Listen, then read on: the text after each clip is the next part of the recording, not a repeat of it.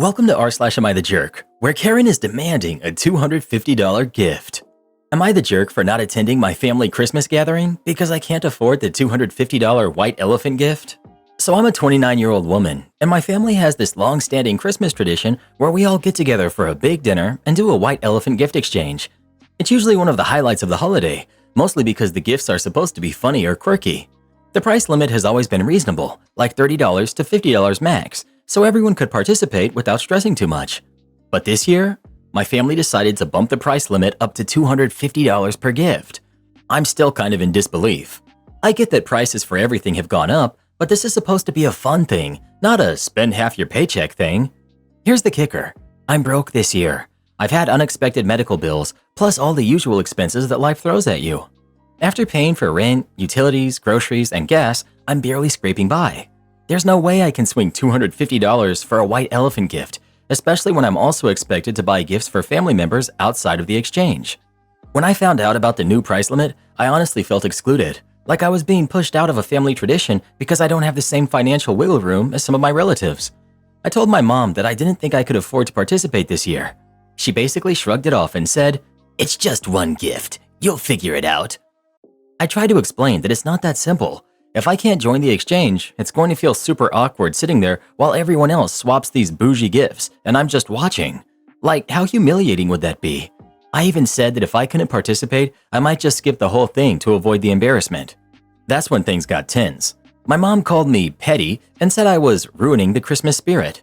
My dad chimed in saying I was overreacting and that Christmas isn't about money, it's about togetherness, which sure, I agree with in theory. But come on, $250? That's not exactly togetherness on a budget. Some of my siblings are siding with my parents, saying I should just suck it up because it's about family. Others admitted they think the price is ridiculous too, but they're going along with it because everyone else is. To put this in perspective, there are about 18 to 25 people at these get-togethers, so it's not like we're a small group. Everyone's already spending a lot on regular gifts for each other, so I don't understand why we're making this extra thing so expensive. Now I feel stuck. I don't want to make a scene, but I also don't want to show up and feel like the odd one out because I couldn't afford to join in. It just feels unfair, and I'm starting to question if it's even worth going at all. Edit. Just to clarify, $250 is the minimum amount my family agreed on for the gift exchange. There wasn't even a discussion about setting a maximum. Not the jerk. I get it would be very uncomfortable to be the only one who couldn't afford it. Tell your dad he will come if he gives you the $250. Not the jerk. Our family has a rule about gifts. Take care of the kids. Adults don't swap gifts for this exact reason. We have very well-off individuals and some who are on the paycheck-to-paycheck struggle. Your family is being dumb, and I would stay home, make my favorite comfort food, and do exactly nothing. Today I messed up by calling my girlfriend's music taste basic. December 4th was my, 19 male, and my girlfriend's, who's 21 female, first anniversary, and I'd been hyped about it for months. I'd been scrimping and saving on a broke uni student budget to take her to this fancy restaurant downtown. I wanted to make it a really special night for us. At first, it actually seemed like everything was going according to plan. We got to the restaurant, ordered, and were enjoying the vibe.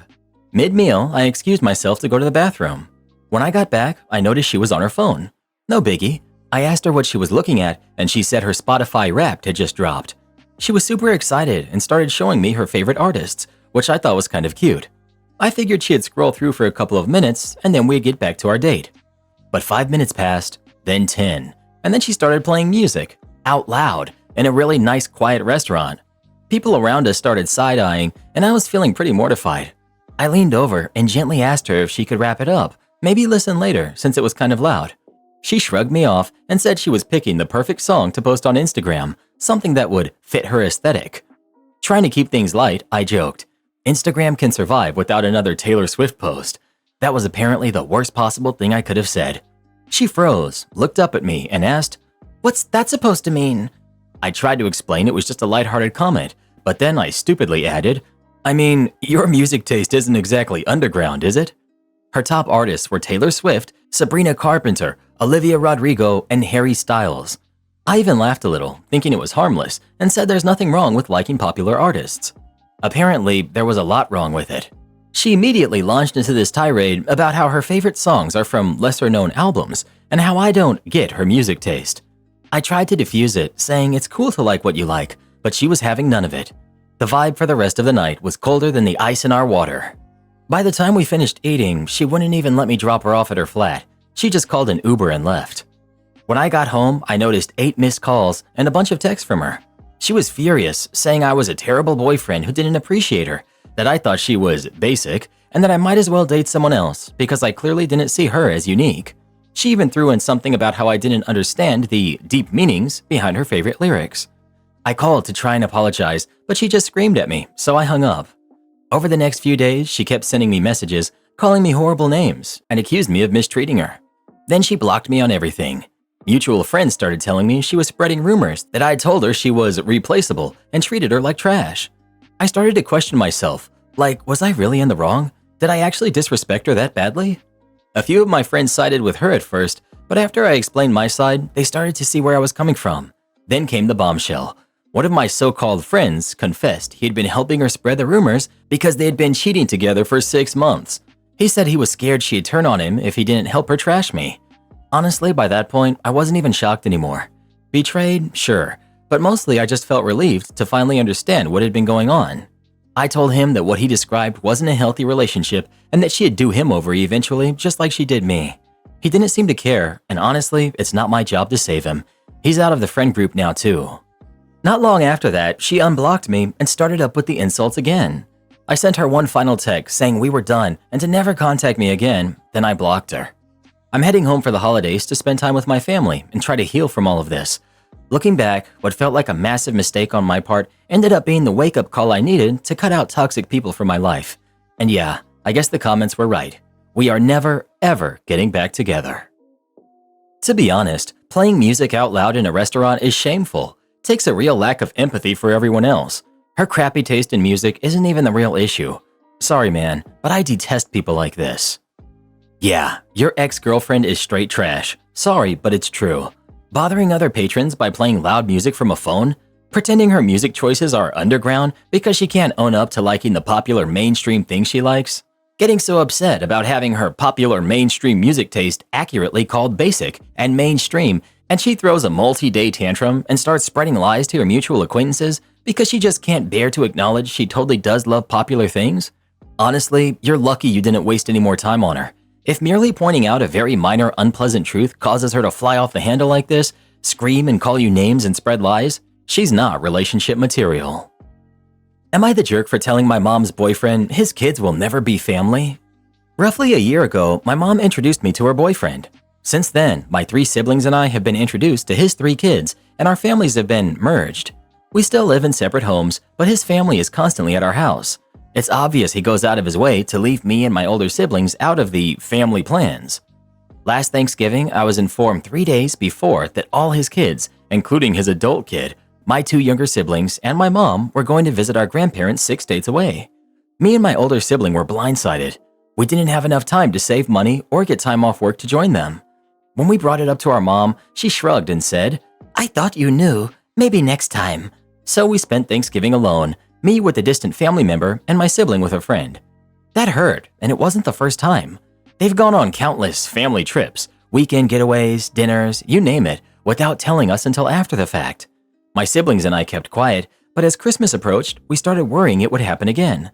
Thankfully, we weren't left out this time, but instead we were told to buy his kids gifts because, according to my mom, they're your siblings now.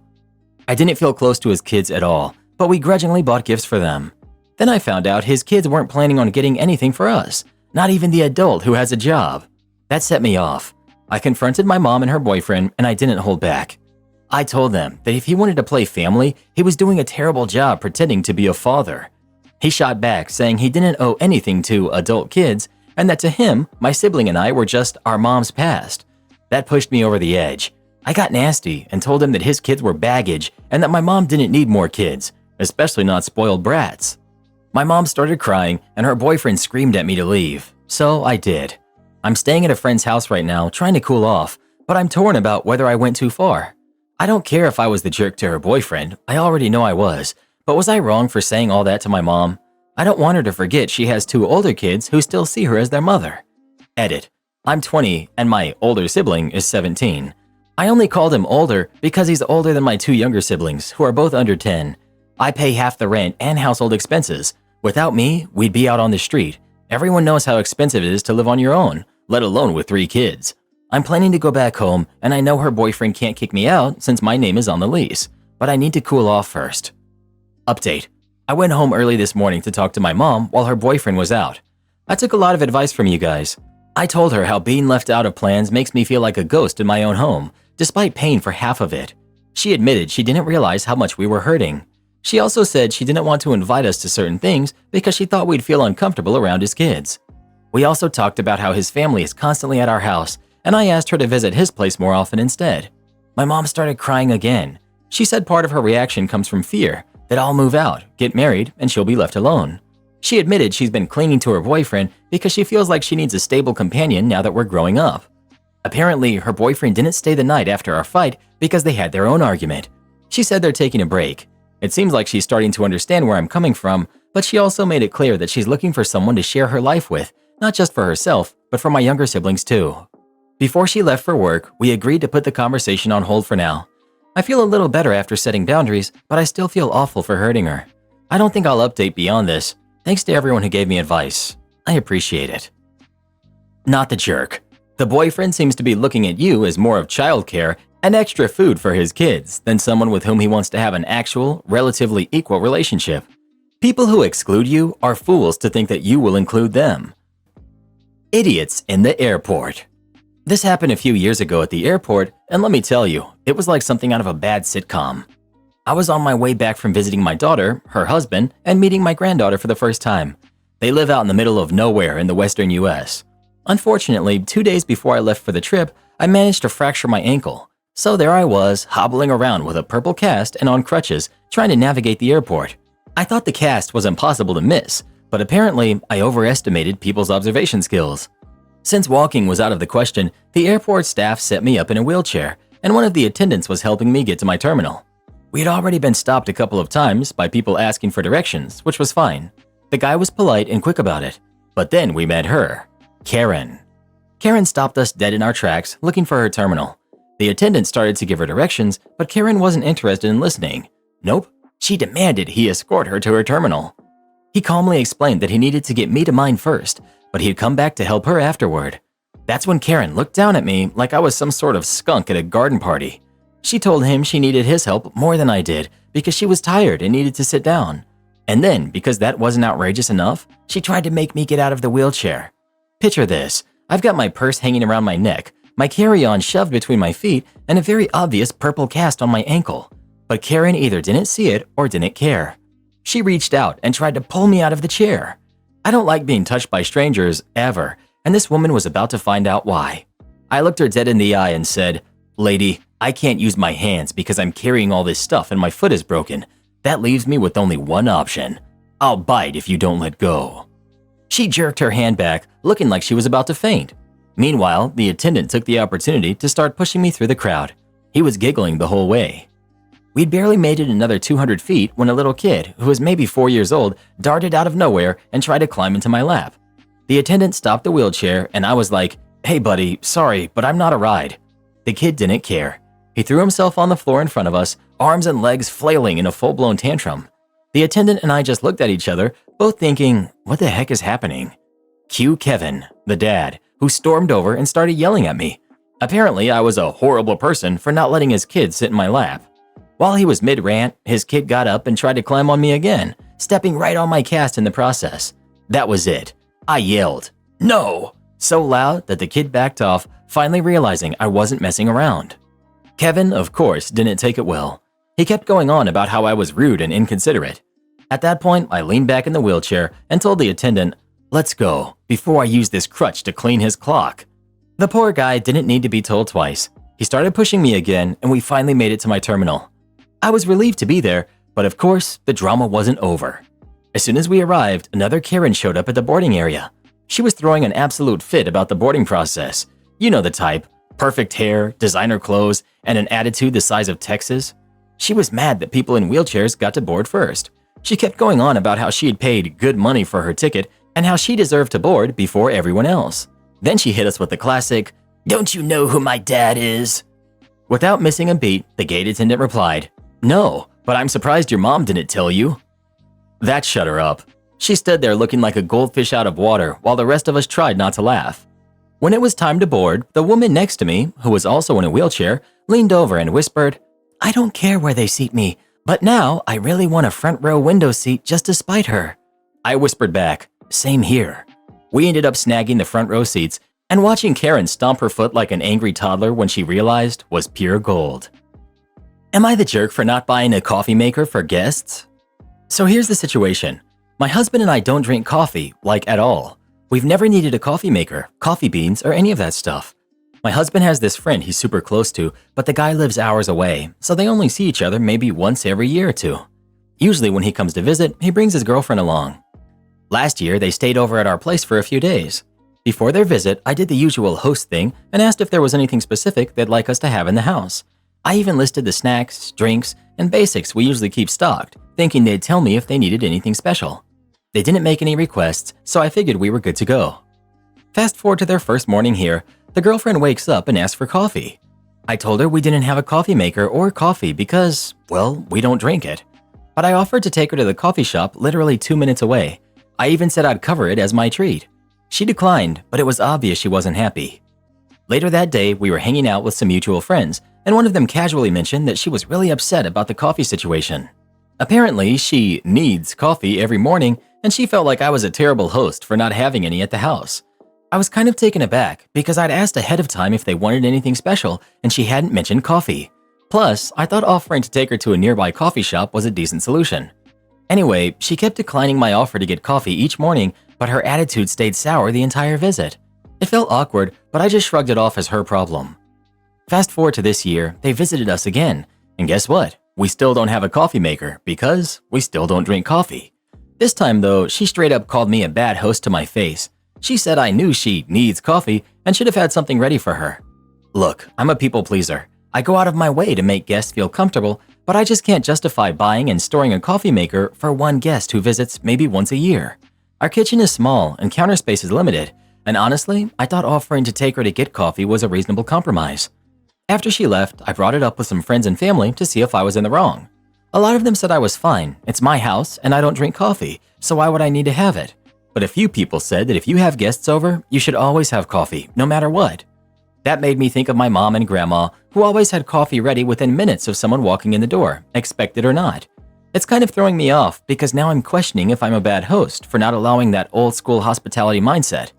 So, am I the jerk for not having a coffee maker and coffee in my house when I know a guest who needs coffee is staying over? Not the jerk. I visit a relative a couple of times a year. I asked if they minded, then picked up a cheap $15 mini coffee maker and a can of coffee. Told them to do what they wanted with the leftover coffee, and they just stick the coffee maker in an upper cupboard after we leave. If you were kind enough to offer to take her to a coffee shop each morning, her refusal is a her problem. And knowing you didn't have any, she could have brought instant the next time she visited, but went with acting like you were a hotel, which is exactly where they should stay next time they're in town. Or just have a jar of instant coffee at the house.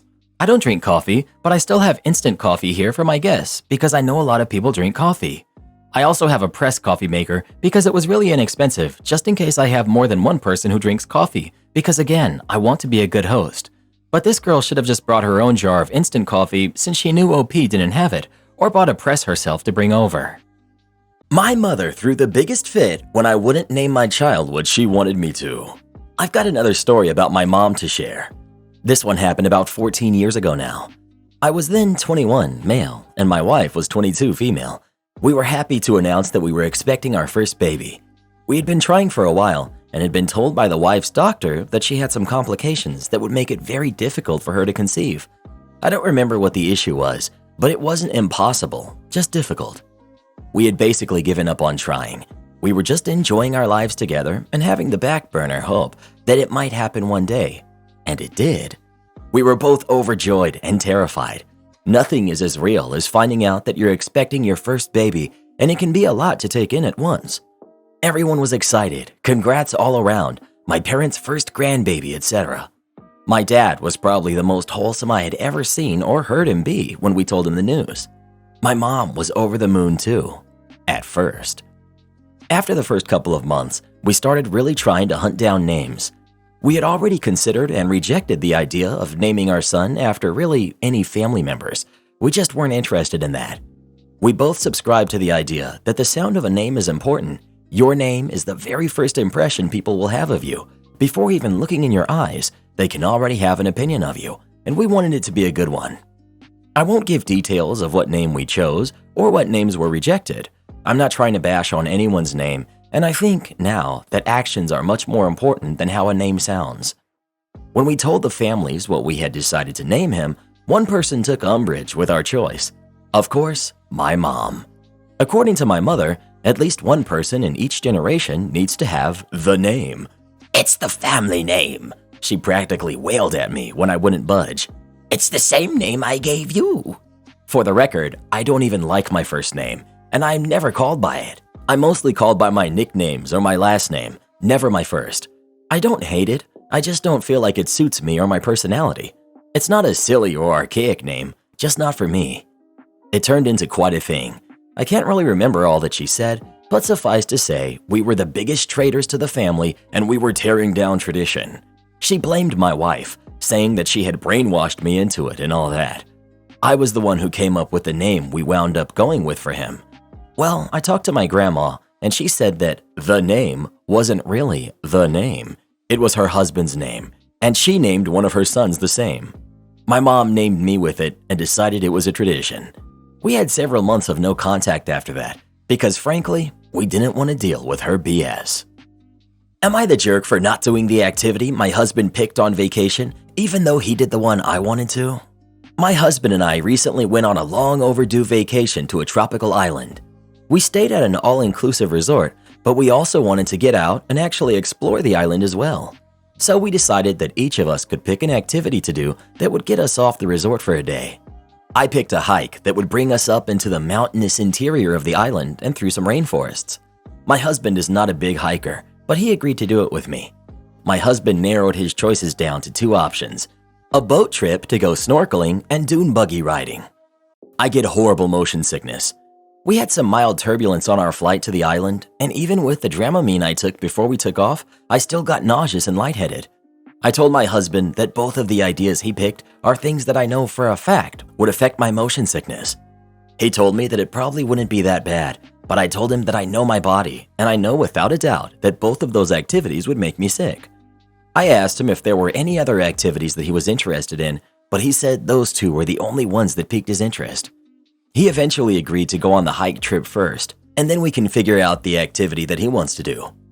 While on our hike, we started talking with another couple that was also staying at our resort.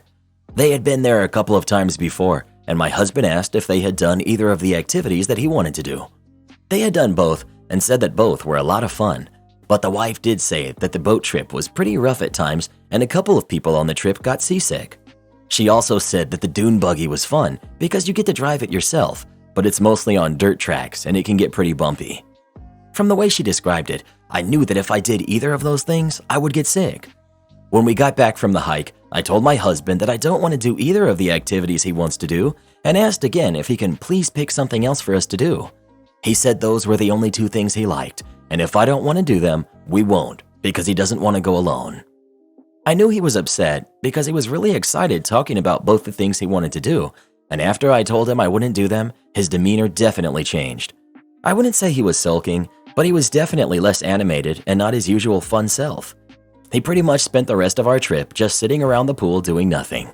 I tried to get him to do things with me, like get a massage, but he told me to go do that myself.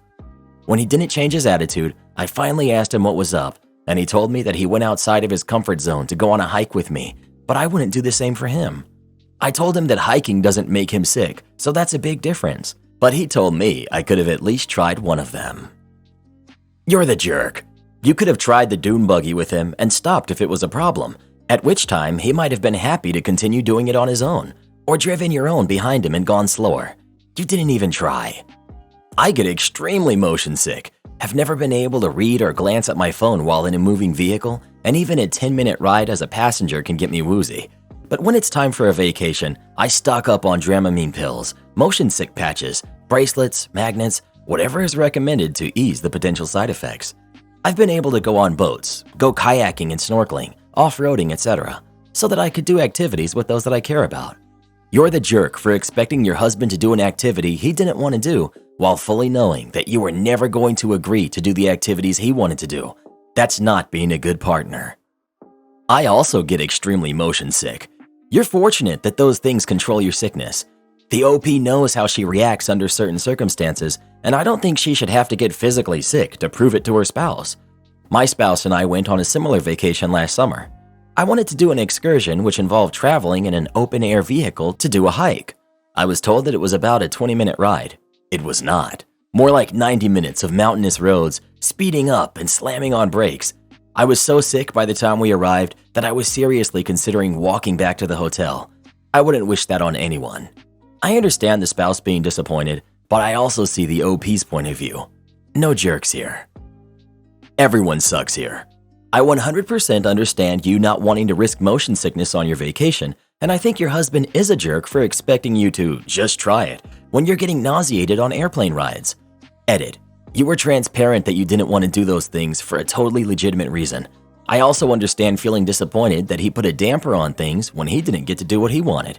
However, I feel like where you lose me is the deal you made, where you got to do what you wanted and he was left feeling like he missed out. If you couldn't agree on activities you both liked or follow through on the compromise of you both getting to plan a day, you could have agreed to just not do anything off resort.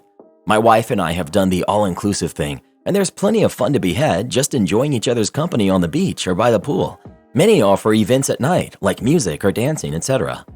You pushing him to do the thing you like, but no he doesn't, all while knowing full well that you were never going to do the things he was excited about, is a pretty selfish move. Y'all should have planned better in advance and made sure you were both happy with what was planned versus making sure your desires were covered and agreeing to figure out what he wanted while you were already on vacation. You played a game of chicken where you both assumed the other would roll over, and instead you both lost out. Just try to communicate better next time. Well, who do you think is the jerk? OP or her husband? Please let us know. I'm sorry, but if I get motion sickness doing activities you want to do, I'm not going to do them. Sulk all you want. If you loved me, you wouldn't want me to get sick. Entitled nonprofit goes from $10 million a year to zero due to arrogance and greed. So I volunteered with a nonprofit service club for almost 2 decades. We had a fundraiser, legally licensed gambling in our country, that would gross $1.5 million per year. There were only a dozen members, so we didn't do much except hang out, volunteer for other charities, and redonate the money with a big presentation check. In 2019, we fired one of the 2 employees for our fundraiser. I agreed to work for 3 months as a contractor at $25 an hour until they found a replacement. I found ways to improve the fundraiser and turned $1.5 million in annual sales into $8 million after only 9 months. Then lockdown hit, and I revamped everything again to get us $15 million annual sales, $10 million net profits in 6 months. I was working my butt off, putting in 50 to 60 hours a week sometimes. The club was pressuring me to submit an invoice as I hadn't been paid the entire time. I wasn't motivated to charge anything since my original intent was to work for free for 3 months, but finally submitted a discounted invoice for $52,000 for the past 15 months after we all agreed I'd been working too long and they dropped the ball in their intention to hire a replacement. They paid, but freaked out on me and accused me of greed, fraud, incompetence, etc. A combination of their behavior and them being greedy, pushing for massive donations that would get them ahead in their professions, spending money on fancy dinners and golf tournaments with the rich elite of the community, etc. And I was frustrated and upset beyond belief. I stuck around and sometimes got guilted by members into staying after multiple attempts to quit for another year out of loyalty to my staff, almost 24 at that point, and the charities I was involved with for decades. But I finally broke and I walked away at the end of 2021. Here's where the malicious compliance comes in. Before leaving, I was implementing a 2-part plan for another revamp of the fundraiser to keep up with the huge sales and prizes. Each part had benefits and consequences individually, so they had to be implemented together to balance each other out. The first part took a long time to plan before I left, and once it was ready, it was easy to put the second part in action right away. I reported what I was doing at the club, and they accused me of being incompetent once again for not understanding the consequences of the second part of the plan. They didn't understand the big picture, but I was tired of arguing with them. I implemented the first part as they had approved because everything was already changed over and impossible to revert back. I didn't try to convince them at all about the second part being necessary and left them to deal with the consequences after quitting. A year later, they're accusing me of sabotaging the system and not explaining the need for the second part.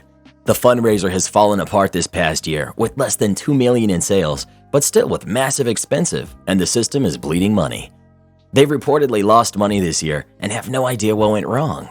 I deleted all my documents and plans when I returned the work laptop to them, also as malicious compliance because they asked for it in original condition and ready for someone new to use. Am I the jerk for telling my late dad's in-laws that their granddaughter is not my responsibility? I'm 19, male, and my younger sister, Kala, 15, female, lives with me. Our dad and his wife passed 3 months ago. Mine and Kala's mom passed when we were younger. Dad and his wife had been married for 4 years. His wife had a daughter, Lacey, who is now 5. When CPS became involved, because both were left orphans, I stepped up to take my sister. I was already working full-time since I skipped college, and I just about had what I needed to take care of my sister. They asked me about Lacey, and I told them I just wanted to take my sister. Lacey was placed with her grandparents, my dad's in-laws. They became aware of the fact Kala came to live with me and that I had been offered the chance to take their granddaughter and refused. Once they learned this, they asked me why, and then pestered me about it for weeks. Finally, they told me that they were older and she could use as much family as possible and that she misses Kala. She wouldn't really remember me. I asked Kala if she wanted to see her, and she said not really. So I told them we were not interested in staying in their granddaughter's life. They told me she's our little sister, that my dad would have wanted us to stick together. I told them I didn't care what my dad wanted. They said not to punish her for the sins of my parent. I blocked them and continued on with things until they sought me out on social media via one of their older grandkids and told me that I should be ashamed of myself and their granddaughter deserves to be with her siblings and be raised by me since I'm young, fit, and healthy and could run around after her like they can't and will be around a lot longer than them. I replied once that their granddaughter is not my responsibility and that I wanted them to leave me and my sister alone because we have no reason to be in touch ever again. That wasn't the end, and they called me selfish and cruel a few times via another account, so I had to set my account to private to stop them. Am I the jerk? Edit to add, making clear that Lacey was my dad's stepdaughter, not his daughter. Edit 2, I'm a guy, not a girl. Just wanted to point that out because I've noticed a couple of people use the wrong pronouns for me and figured adding it here would help. Edit 3, some info that keeps being asked. The biological dad is not on the scene. I don't even know if he's still alive. He's never seemed to be in the picture though. He could also be unknown or something, but there is no biological father involved. I also was not close to my dad, neither was my sister. There was a lot of stuff involved there, but I was no contact with him and everyone but my sister for more than a year before he and his wife passed, so I had nothing to do with Lacey for more than a year. Wait, you're 19 and looking after your 15-year-old sister, and they wanted you to take care of their 5-year-old granddaughter too? Not the jerk. They need to figure out how to provide care for their granddaughter. You're 19 years old. Taking care of a 15-year-old is a lot different than raising a 5-year-old. Sounds like Lacey isn't even related to you. Not the jerk. Her relatives can work it out amongst themselves. Guilt-tripping a 19-year-old is beyond the pale. Am I the jerk for telling my son's teacher to speak to me, not my girlfriend? This happened a few weeks ago, but the situation was brought up again recently. I, 28 male, have a son, Nathan, who's 6. I'm his sole parent because his mother lost the custody battle. His school was made aware of this when I removed his mother's details from their system, and his current teacher for grade 1 has not met my ex. Due to the nature of the custody battle, his teacher does know about my ex for safety reasons, as she's been barred from coming to the school to get him. Basically, she knows that if she ever sees me with a woman, it's definitely not my ex. His school has parent-teacher meetings twice a year, once before the Christmas break and another at the end of the academic year. I've been dating my girlfriend, Venus, who's 24, for the past 8 months, and she has an amazing relationship with my son. He likes her a lot, and he asked me if she could come with me to the parent-teacher conference because he wanted her to hear that he's doing well at school. My son used to struggle with English, as his mother's native language is Spanish. My Spanish is okay, but Venus is fluent, so she helped him improve his English speaking by tutoring him. At the meeting, I noticed that the teacher was only speaking to Venus. She was making eye contact with her and only directing conversations to her. I found this annoying because although I know most primary parents are women, The teacher is well aware that I'm Nathan's sole parent. Venus kept redirecting the conversation to me, and I did ask a few questions, but the teacher would speak to me for a few seconds and then go back to speaking to Venus only. Eventually, I said, "I'm sorry to interrupt you, but I'm Nathan's father, and I'd appreciate it if you spoke to me." The teacher seemed taken back and irritated, but she apologized and spoke to me for the rest of the meeting. I told my brother-in-law, sister's husband, about what happened, and he thinks I overreacted. He said that while he does find it annoying when teachers only speak to my sister at meetings, he understands that it's not out of malice and just a force of habit since mothers tend to be more involved than fathers. He also said it was my fault for bringing Venus along to the meeting. He thinks it was a jerk move for me to interrupt the teacher and make her feel like she did something wrong for something that was most likely not malicious. It was brought up again at Christmas because Venus spent it with my family, and my mother asked Venus if she had Nathan's inhaler, and my brother-in-law interrupted and said, "Careful, he might freak out on you now." I would like to put this situation to rest. Am I the jerk? Edit. I did tell the teacher that Venus was my girlfriend as soon as we sat down. Not the jerk. The teacher clearly knows that you are the sole parent, and yet she directed all of her conversation to Venus, whom she is obviously meeting for the first time. She doesn't even know if Venus is involved in Nathan's life or not. Also, you were not mean or rude to the teacher, so your brother's comments are uncalled for. Not the jerk, but your brother-in-law is. That's your son, and you should be the one the teacher addresses, especially since she knows you have custody and Venus isn't his mother. Not the jerk. It was a valid demand, and you made it perfectly polite. The difference between your brother-in-law's experience and yours is that while the teacher may mostly talk to your sister instead of him at parent-teacher conferences, your sister is actually the kid's mother. Not so with Venus and Nathan. No jerks here. I'm a teacher. I might have addressed the girlfriend more too, mostly because, even by your admission, she's the one helping your son the most academically. The teacher probably knew this and didn't intend to make this personal. You were right to mention it, but in the future, maybe go to conferences on your own. I can tell you that significant others and step-parents are often directly involved in raising kids, so I can understand why the teacher was asking your girlfriend more questions. Well, who do you think is the jerk? OP or the teacher? Please let us know. Am I the jerk for not calling mother-in-law to apologize after reviewing the security footage? I'm currently planning a wedding with my incredible fiancé, Ryan. Ryan's mom, Kate, does not approve to say the least.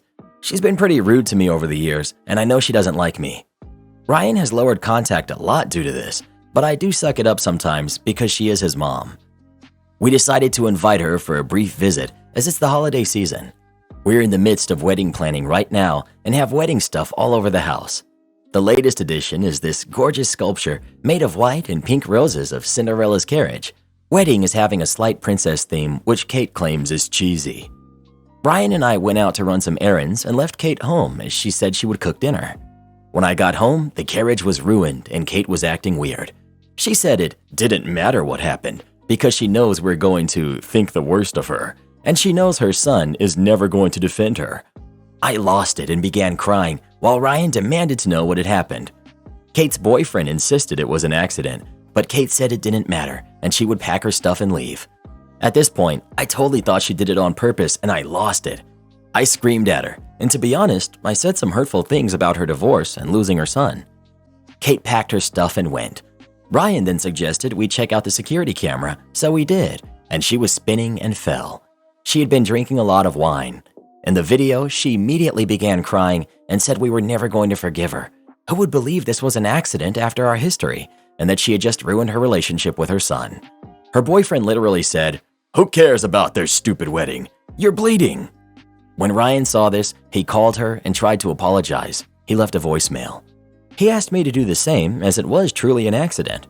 I said I wasn't ready to apologize as she made it all about herself and didn't even try to tell me the truth.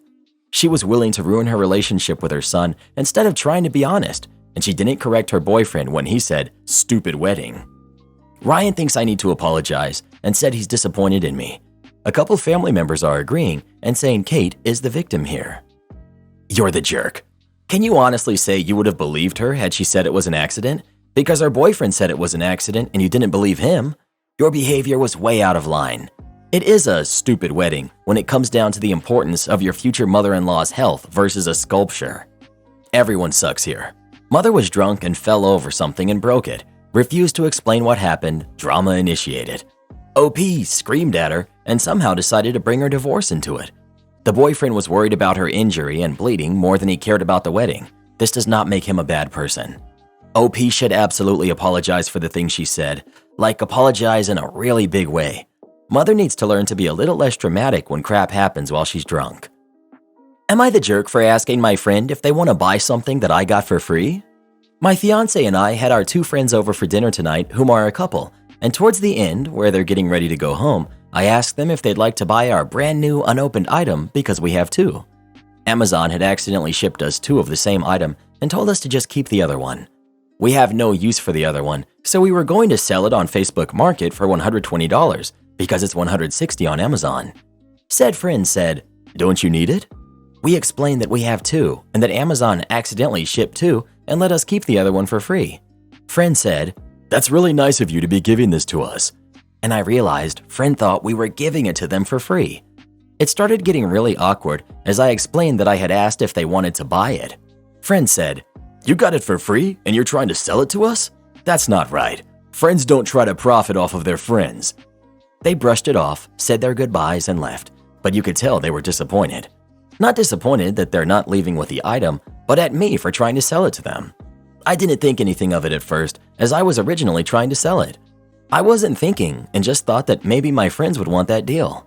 I feel stupid and rude and that maybe I shouldn't have asked at all. I also want to add that they're not the type to try to get things for free. It's completely just principle for them. My fiance says I'm not the jerk, but that could be biased for obvious reasons. Well, am I the jerk? Your friend said that you got it for free and you're trying to sell it to them? That's not right. Friends don't try to profit off their friends? They're absolutely right. Selling it on Facebook for some extra cash is one thing, but trying to sell it to your friends because you thought they'd want a deal is gross. It's not a deal. It sounds more like a ripoff. You're the jerk. Not the jerk. Let's say someone inherits something or wins a lottery. Technically, you got it for free. That doesn't mean it doesn't have any value. Same thing happened with my aunt. She got an extra speaker. She asked me if I wanted it at 70% of the actual price. I took it and was thankful that she considered me for this offer. Not the jerk. Why would you give it away for free? It has a certain value. Maybe the conversation went a bit off and you implied they could get it for free. But giving it away just because you got it for free, you still have paid full price for the other one. I'm kind of surprised at all these "you're the jerks." Like it's just an offer of first refusal, which is nice to offer friends just in case they want them. I have influencer friends who get way more free stuff than they need, and some will just give them away, which I really appreciate. And some will sell them at discounts, which I'll buy if I see something I want. I don't expect my friend to give me something free when they could have made money otherwise. Like, it's nice when some do, but I understand either way.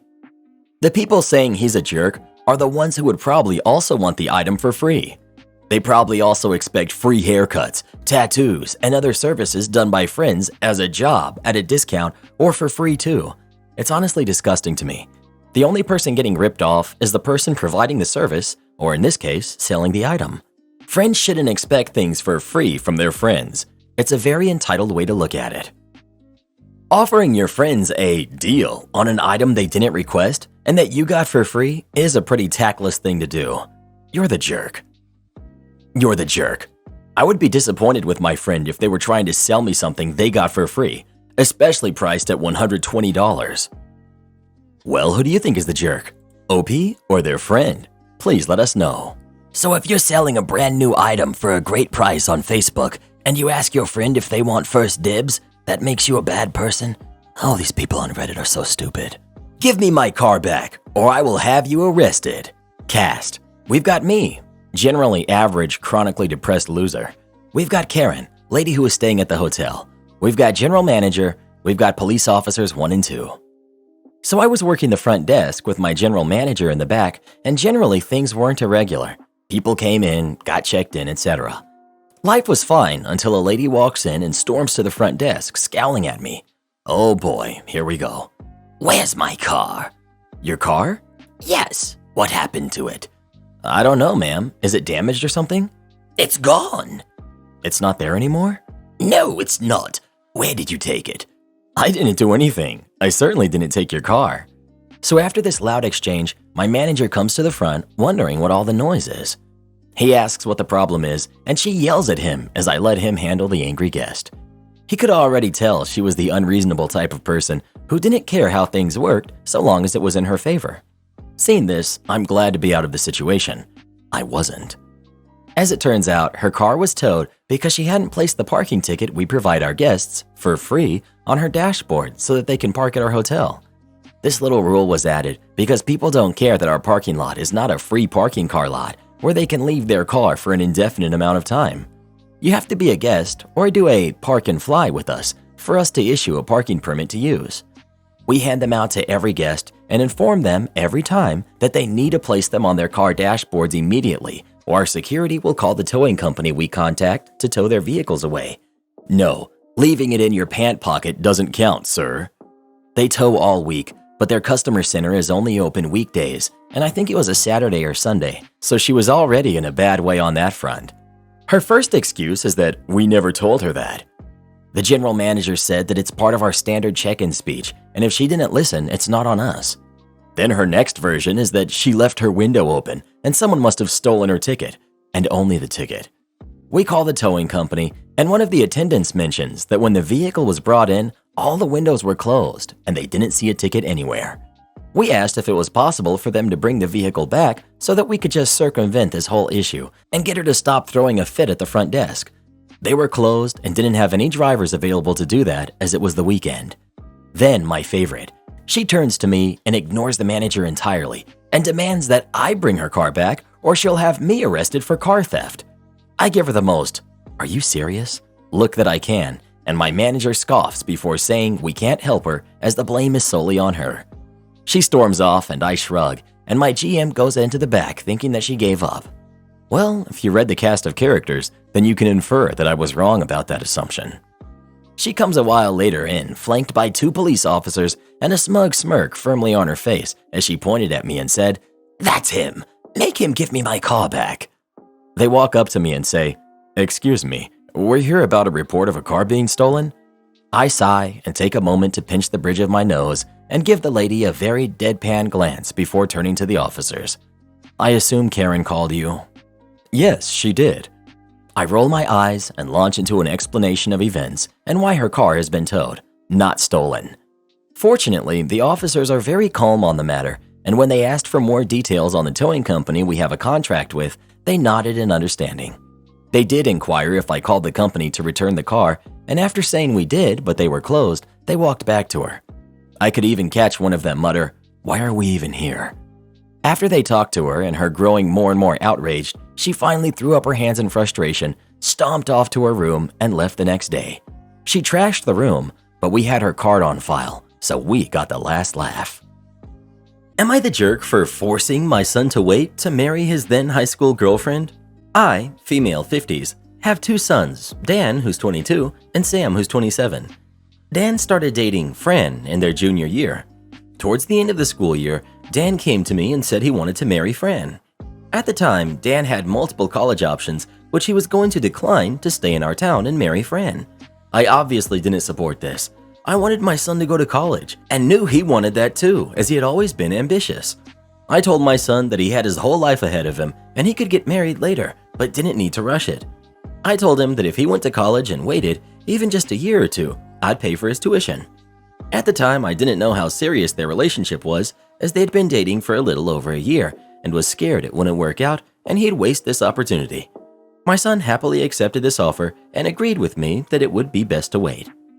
This year, my son graduated college but maintained a long-distance relationship with Fran, and they announced their engagement a couple months ago. We were all ecstatic about it. Sometime between then and now, my son told Fran that I was the reason he waited until now to propose. I wasn't aware until Christmas when, during dinner, Fran said she wanted to say something. She began saying I paid my son to not get married to her and actively tried to ruin their relationship. She then said she was blessed that evil hadn't won and couldn't wait to have a long and happy marriage. Everyone was silent and didn't really know what to say. My son approached me later to apologize and said she had twisted his words, but it's been constantly weighing on my mind as friends and family present all have different opinions. Edit. If my son had married Fran out of high school, he wouldn't have gone to college. My son chose to go to a school so far away There were closer options, but he liked the school he chose. I will be showing Dan this thread and update if he responds. Fran currently works at her mother's bakery.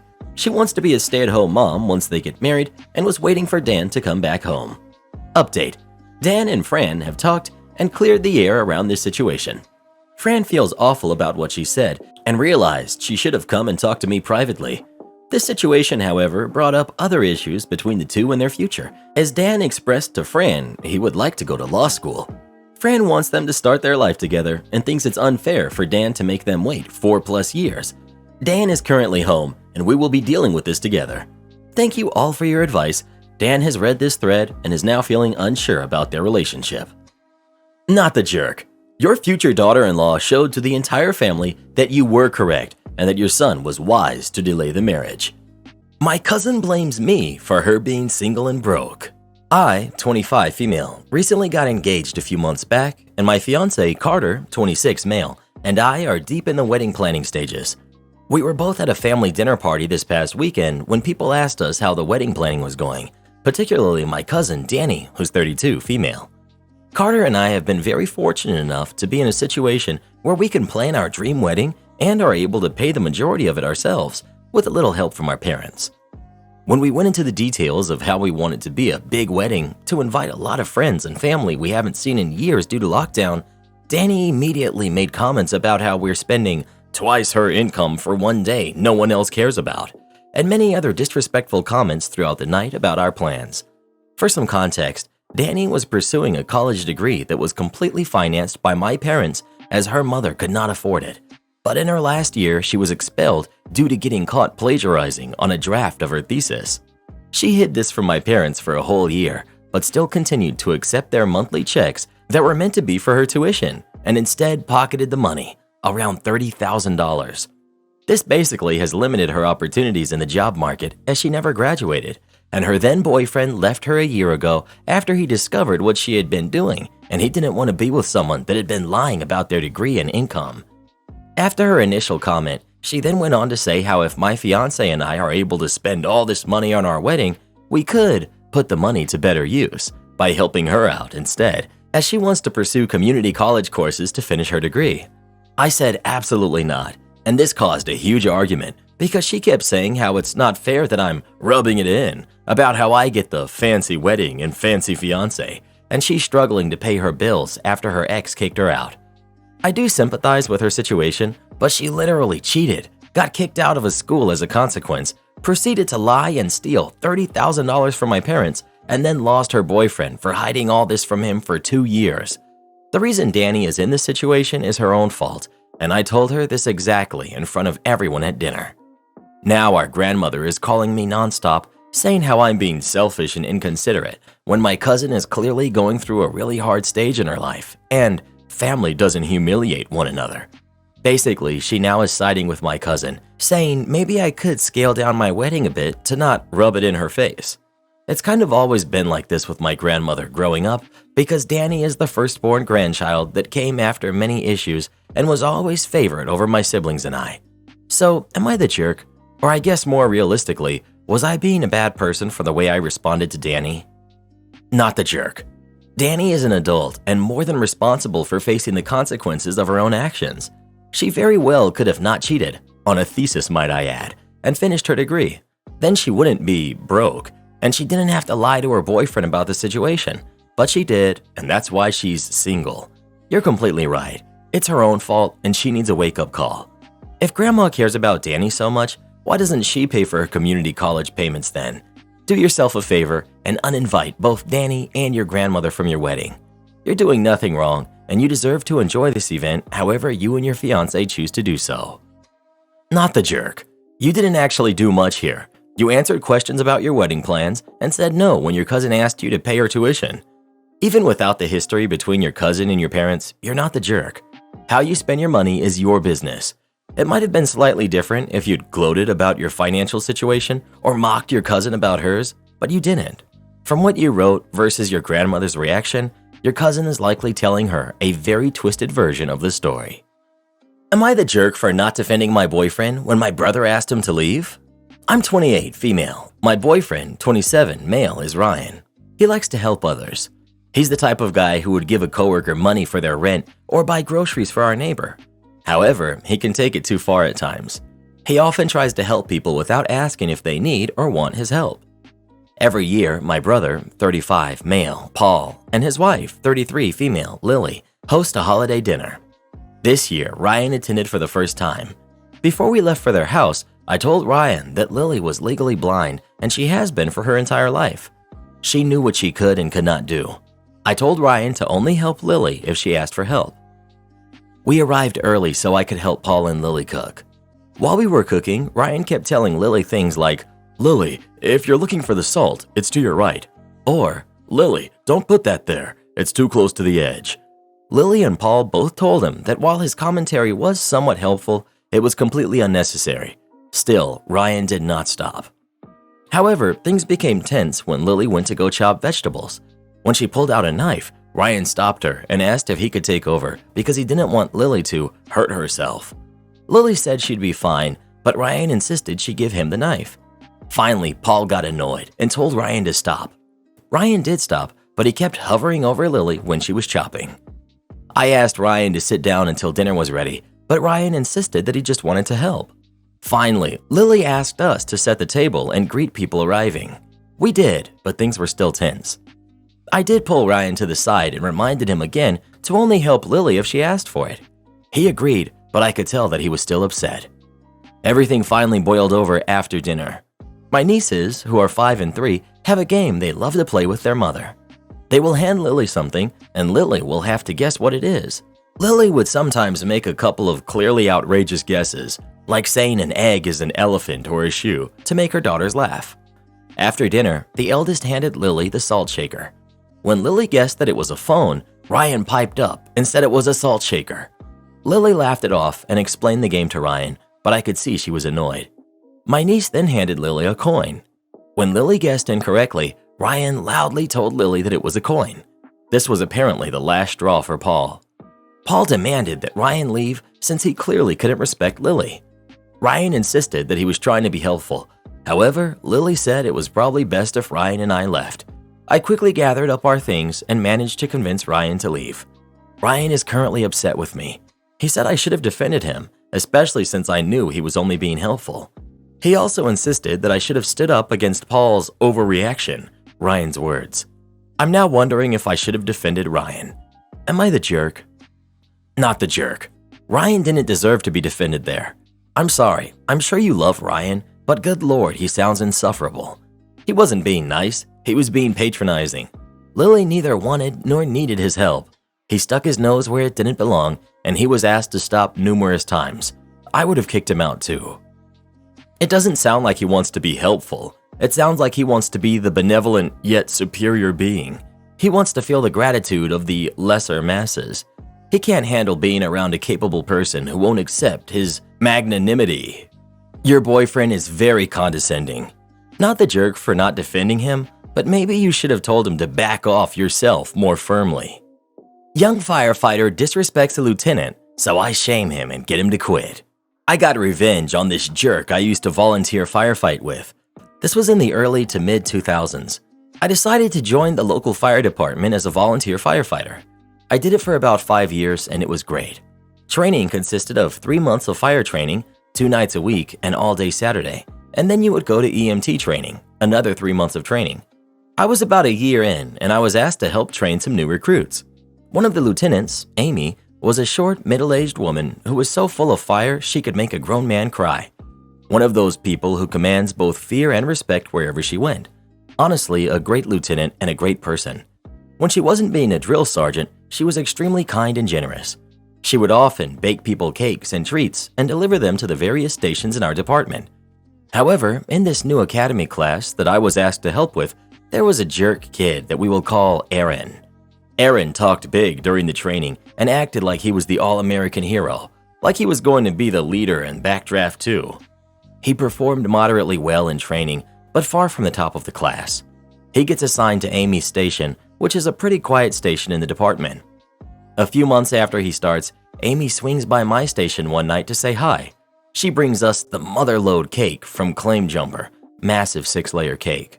She explained that she had treated her crew to a night out at Claim Jumper, which must have cost a lot of money. I think she took out 8 people and bought a whole cake to top it all off. They had eaten the first 2 layers, so she gave us the remaining 4. We thanked her profusely and she left. Back then, the big social media platform was MySpace, and I decided to look up some of the people in her department to make friends. I came across Aaron's page and I noticed some photos of him and the rest of his crew at Claim Jumper with Amy. However, when I read the comments, he bragged about how he had purposefully ordered the most expensive dinner, appetizers, and drinks since Amy was buying. He bragged about how he was going to take advantage of her stupidity. This alone ticked me off because she was being super nice by doing this and generous. What an ungrateful, selfish jerk. Then I read the rest of his profile. He had videos and memes on his page glorifying himself as a superstar firefighter, bragging about running into burning buildings and how he was such a hero. He was flirting with girls, blatantly trying to impress them with how brave he is. Bear in mind, he just graduated from the academy 3 months prior and hadn't even gone to EMT school. He had never been to a house fire, and all he basically did was carry gear for the other fully qualified firefighters. It was too much for me to tolerate. So here's the revenge. I printed off copies of his MySpace page, including his comments about Amy and toxic bragging. I made multiple copies and took them to every station in the department. We all had pagers and a small keyboard at each station to send out text messages. I made an anonymous, all-staff page to everyone in the department. I had to keep it brief since I couldn't fit a ton of characters, but I sent out his MySpace info and told everyone about how he had treated Amy. Within an hour, Aaron had cleaned out his MySpace page of all the posts, photos, etc. A couple of days later, he deleted his account. It's a good thing I had made so many copies. Immediately after this happened, he stopped coming to volunteer, and a few weeks later, I heard that he had quit. I later talked to Amy and admitted I was the one who sent the page. I told her I hated how he treated her and she thanked me. She seemed really sad and hurt by what he had done, but being the tough, short lady that she was, she quickly got back into being an actual tough firefighter. She later started dating and married a fire chief that also helped out at the academy. I've lost touch with her, but I hope she did well. She seemed happy last time I saw her. Owner steals the tip I left from my favorite waitress. I go to a local lunch spot a few times a week, and I'm waited on by the same young woman every time I eat there. She's always very polite, and she knows I have limited time, so she lets me leave cash on the table for my bill rather than stand in line at the register. I always leave her the change, probably about $6 on a $14 tab. Last week, I dropped off a Christmas card for her, and I tucked a $100 bill in the card, thanking her for her service throughout the year. She wasn't there, so I left the sealed card with the owner. Yesterday, I went for lunch, and my favorite waitress was there. As soon as she saw me, she smiled and thanked me for my Christmas card and the $20 I gave her. I was sort of shook. I said, "I left you $100. That's when she told me that the owner had opened her card, and since all tips are shared by the staff, he gave everyone a share. When I found this out, I was floored. This meant the guy had opened a sealed card that I delivered. He took the $100 out and put $20 back into her card. As I was leaving, I saw the guy coming out of the back, and I asked to speak with him. He came over, and I told him I didn't appreciate him opening something private that I had left for the waitress, and that he either owed me $80 or her. He started explaining that all tips are shared, but I cut him off. You do not open a sealed card with someone else's name on it. If I had known that was going to happen, I would have never have left it with the owner. He told me that he knew there was probably money in it, and he wanted it to be fair to everyone who worked for him. So I asked a guy behind the counter, "Did you get $20 from this guy?" The dude didn't answer, but when the owner looked away, the dude shook his head very quickly. I yelled back into the kitchen, "Hey, did any of you get $20 from this guy last week?" Lots of confused looks. The owner tried to comp my tuna sandwich, then got angry at me for causing a scene. He threatened to call the cops and told me to never return to his diner again. I left, but I told the waitress I would be back around today at noon to give her the $80. She insisted that she didn't want it, but I'm making sure she gets it. I have to ask, is there anything I can do here? I feel like he literally stole from one of his employees. Update. Thank you for the feedback. I won't leave a bad review just because there are people who work there and the food is good. I met my waitress at lunch across the street and tried to give her $80, but she told me the owner gave it back to her before she finished her shift. What a great person. She wouldn't take it even after I said she could have it. To the poster who said I should never have given the card to someone other than the waitress, you're spot on, mate. Lesson learned. Can't throw away a small box because it'll fill up the trash can? Fine, I'll just clean my truck out. For a little context, I'm a construction worker with my own company truck. As far as from what I've seen in my area, most people with company trucks have this thing where the front two seats always stay very clean. Aside from dirt that comes from working in my field of work, the back seats, however, are a different story. It's amazing how much trash gets thrown back there, whether it be water bottles, snack wrappers, food wrappers, etc.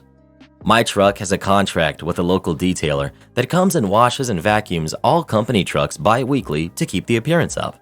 We're just responsible for removing all the large trash so they don't have to do that much work. Usually we just throw out everything at the dumpster at the shop before the detailer goes in and works his magic. Anyways, onto the story.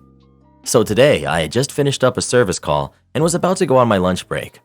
I had stopped at a local gas station near downtown Austin to pour gas right before I headed off to get some tacos. As I'm pouring gas, I look in the back of my tailgate and realized I forgot to throw away trash at the job site and didn't want to run the risk of it flying out and possibly causing an accident. So naturally, I decided to take it out, break the box down, and toss it in the trash can at the pump. Now, the box itself wasn't too big, about the size of a shoebox, and once broken down, it was probably about a quarter of that size. As I took the broken down box and placed it in the trash, one of the ladies who worked at the gas station came out furious, saying I wasn't allowed to throw away that box. She claimed the trash was only for smaller items, and we weren't allowed to throw away larger things. I was really confused and told her that it really wasn't all that big and I didn't see an issue. She then argued that the cardboard can unravel and fill up the bin, and then she would have to replace the bags. I didn't feel like arguing, so I just obliged and took out the box and placed it back in the tailgate. She thanked me for not being so difficult and was about to go into the gas station before I stopped her and asked, "So then, what can I throw away in the trash?" She replied with anything small like water bottles, taco bags, wrappers, etc. Now the malicious compliance. After she said that, I thanked her for letting me know and proceeded to open the back door to my truck, and she got a hold of all of the mess. I then proceeded to take out small loads of empty water bottles, taco bags, etc. It's truly amazing how much trash builds up in these construction trucks. Unless one had been recently cleaned out, I have never seen one with little to no mess.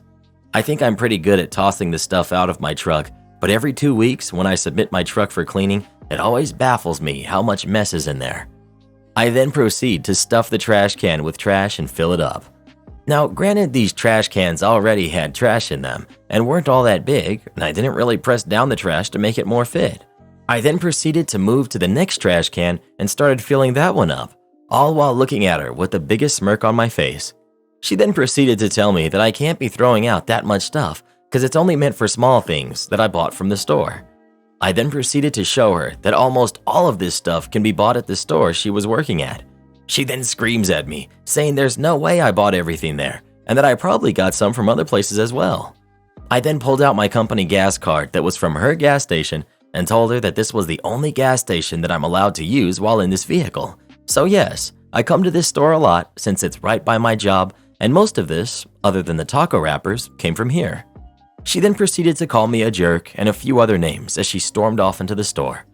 I just sat there with a huge feeling of accomplishment, knowing that I dealt with that Karen accordingly. If she would have just let me throw out the small box, you wouldn't have to come out and replace the trash bags right now and could be sitting inside on your phone. But now you gotta come out and do the job you're getting paid to do. It must suck to actually have to do what you were hired to do, all because you thought some small pieces of cardboard would fill up one little trash can. Little words of advice. Next time, mind your own business.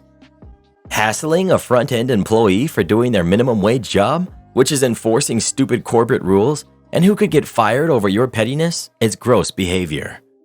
So do you throw trash in the backseat of your personal vehicle also? I truly don't understand slobs who do this to company equipment. I mean, nothing is more enjoyable than emptying trash from equipment before you can run it. Congratulations, you didn't own a Karen. You owned a low-level employee probably making minimum wage.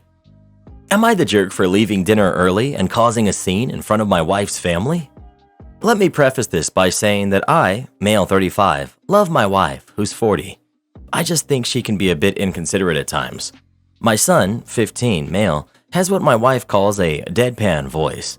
While I admit he doesn't show much enthusiasm when speaking, I think he has a right to express himself in his own way. My wife, however, insists that he needs to be more enthusiastic and vocal. She often tells him to speak up or say it with feeling, and I can tell that it gets to him. My wife recently started taking a different approach, which I can tell really bothers him. When addressing him, she talks in the most enthusiastic voice she can muster. She'll even go as far as to clap her hands and make facial expressions as she talks to him. "How was school today? Tell me all about it. Speak loudly and with enthusiasm." Think kindergarten teacher talking to her students. My son just looks at her like she's crazy, and I can tell he's embarrassed. I've tried to privately talk to my wife about this, but she doesn't seem to get it. She insists that her way is the right way, and that our son needs to learn how to be more outgoing. So fast forward to yesterday. We were celebrating Christmas at my sister-in-law's house, and my son asked me to pass the gravy. My wife, in her usual enthusiastic voice, started saying, "Say it with feeling, honey. Can you ask for the gravy with enthusiasm?" I snapped. It's one thing to do this when it's just the two of us, but doing this in front of our family was too much. I got up, took my son, and took him to the movies, leaving my wife with the other family members. After we got back, my wife pulled me aside and absolutely ripped into me for causing a scene. She said that I was embarrassing her and that I was out of line. I told her that I was tired of her trying to fix our son's personality and that I felt this was a good opportunity to make a point. My wife's family hasn't said anything to me, but I've been getting a lot of judgmental looks from them. I just wanted to stick up for my son, but did I go too far? Am I the jerk? Loudly and with enthusiasm, not the jerk. I have a friend whose diction is very emotionless, OP, and they are an absolutely wonderful person. It doesn't mean anything about his personality or his capacity for emotion or passion. You're doing the right thing standing up for your son. Not the jerk. Not the jerk. She's purposely embarrassing him in front of the family and treating him like a toddler. Your son is 15. You're the jerk. Your wife is right. You shouldn't allow your son to be an emotionless rock. It's up to us as parents to help our kids develop into people of substance. As you can see in all these comments, substance is definitely lacking in these foolish commenters. Most of them probably go days at a time without even smiling. Is that really how you want your son to end up? Like these miserable Redditors? I had twin boys that are now both 26 years old. One was enthusiastic while the other was deadpan and reserved like your son. Well, now one is married. He has a great career, they have 2 kids and a nice house. The other is still living upstairs in his old bedroom playing video games all day. You take a guess which one was deadpan. I'd give anything to go back in time and make my quiet, boring son expand his comfort zone. It's too late for me and he'll probably never make anything of himself, but it's not too late for you. Do the right thing and help that boy stop being a loser. Edit. Stop lashing out at me. All of you deadpan people who claim you live great lives, let's be honest. Being adults who still live at home, don't have jobs or significant others, that's not a great life, and it's nobody's fault but your own. Well, who do you think is the jerk? OP or his wife? Please let us know. I've never understood what the big deal is about being enthusiastic and smiling and being friendly. Am I the jerk for not wanting coal for Christmas? This year, I went to my fiance's house for Christmas. It was my first time going, as we would typically go to my family's house instead. I got a rather pricey gift for my fiance, Dan, related to his hobbies. I got nice gifts for Dan's parents based off of things I had talked about with them before, and I got a small pack of chocolates for each of Dan's other relatives. I didn't know them that well. I wasn't expecting many gifts from Dan's relatives because I didn't know many of them that well, but I was certainly expecting more than I got. At first, I was excited when I saw that there was a big pile of gifts for me. However, once I opened the first one, it was just a piece of coal. Everyone laughed, and I just kind of laughed along, thinking that it was a gag gift and that the other gifts would be different. But every single one turned out to be coal, all 18 of them. I started to get upset, so I cried and lashed out at Dan, but he calmly explained, apparently, that this is a long-standing tradition in his family, where they gift coal to the newcomers who are celebrating Christmas with them for the first time. He explained that it's just easier that way, since all of the relatives who might not know the newcomer well don't have to stress over finding a gift for them, and it's a fun experience for the newcomer as well. I told Dan I couldn't believe I skipped my own family celebration for this and left. But now, Dan and some of his family are blowing up my phone, saying I embarrassed him in front of his relatives and that I made it awkward for everyone. So, am I the jerk? Not the jerk. You skipped your family's Christmas for this, and they shouldn't have done this to you without a warning. Just because they enjoy this tradition doesn't mean it can't be hurtful to you, and they clearly ruined the occasion and then gave you a stupid explanation. Especially your fiancé is inconsiderate in all of this. You deserve better. This was legit humiliation. Seems like I'm in the minority, but you're the jerk. It's a lighthearted joke, not a hazing or a humiliation. Opening up presents that are cold is not an ordeal, guys. An OP way overreacted. Significant other could have prepared her a bit better by not letting her spend too much on gifts or hinting at the joke that she'd be part of. Well, who do you think is the jerk? OP or her boyfriend's family? Please let us know. I kicked out my mother-in-law because she wants my husband to leave me. I'm 24, female, and my husband, who's 25, male, and I just had a beautiful baby girl 2 months ago. His mom is a self-made entrepreneur, and she's honestly an inspiration to me. She's strong, intelligent, had fought hard for everything she owns, and before I got pregnant, we got along just fine. She supported me in my professional decisions and never showed any sign to not approve of our relationship. When we told my husband's parents that we were pregnant, his dad congratulated us and looked so happy to be a grandfather. His mom, not so much. She quickly asked us what were we going to do, and that if we didn't want to have the kid, she would support us. She believed that we both had promising futures, and if we had a baby this early in our careers, we'll never fulfill our dreams. But my husband and I assured her that we had everything planned. We both agreed that I was going to dedicate a year to our daughter, and then I was going to go back to work. We never asked them for a penny, and neither of us waited for them to fund our new lifestyle. My mother-in-law didn't like it. My husband had a good job, had just enrolled himself on a master's degree, and now he's going to be a father and the breadwinner of the house. For her, it was too much on his shoulders. So a few days ago, she came to my house and proposed an experiment to me. She told me that during the rest of the year I was going to be a stay-at-home mom, I could go back to my parents. This will allow my husband to come home and rest after a long day of work or school, and during the weekends, he could come to me and visit us if he had the energy to do so. I said that it wasn't fair since she was our daughter and not just mine, and that she shouldn't expect my husband to not have any kind of responsibility towards her. She said that after I ruined my husband's life with an early baby, that's the least I could do. That I was going to grow comfortable after 1 year of doing basically nothing, and that if my husband was lucky, this would end on a divorce, which for her is the best outcome by now. I couldn't believe what she was proposing to me, and told her that she was crazy for even thinking that, and that our baby didn't appear magically in my belly. I kicked her out, and when my husband came home, I told him everything. We decided to cut contact with his mom, but I can't get the fact that she said I ruined his life out of my head. I'm not planning on being a stay-at-home mom forever, and to be honest, I do want to get back to work. I'm an architect while my husband is an engineer, and I very much enjoy my career. He does come home from work tired, but our baby isn't a big problem. She doesn't cry all the time, and we get her to calm down very easily. Also, it's not like I'm home doing nothing. I do small projects for my friend's firm every now and then as a freelancer, and I have a position waiting for me there. My husband and I just decided that I had to remain available for our daughter the first year in case anything happens because this is our first baby. Edit.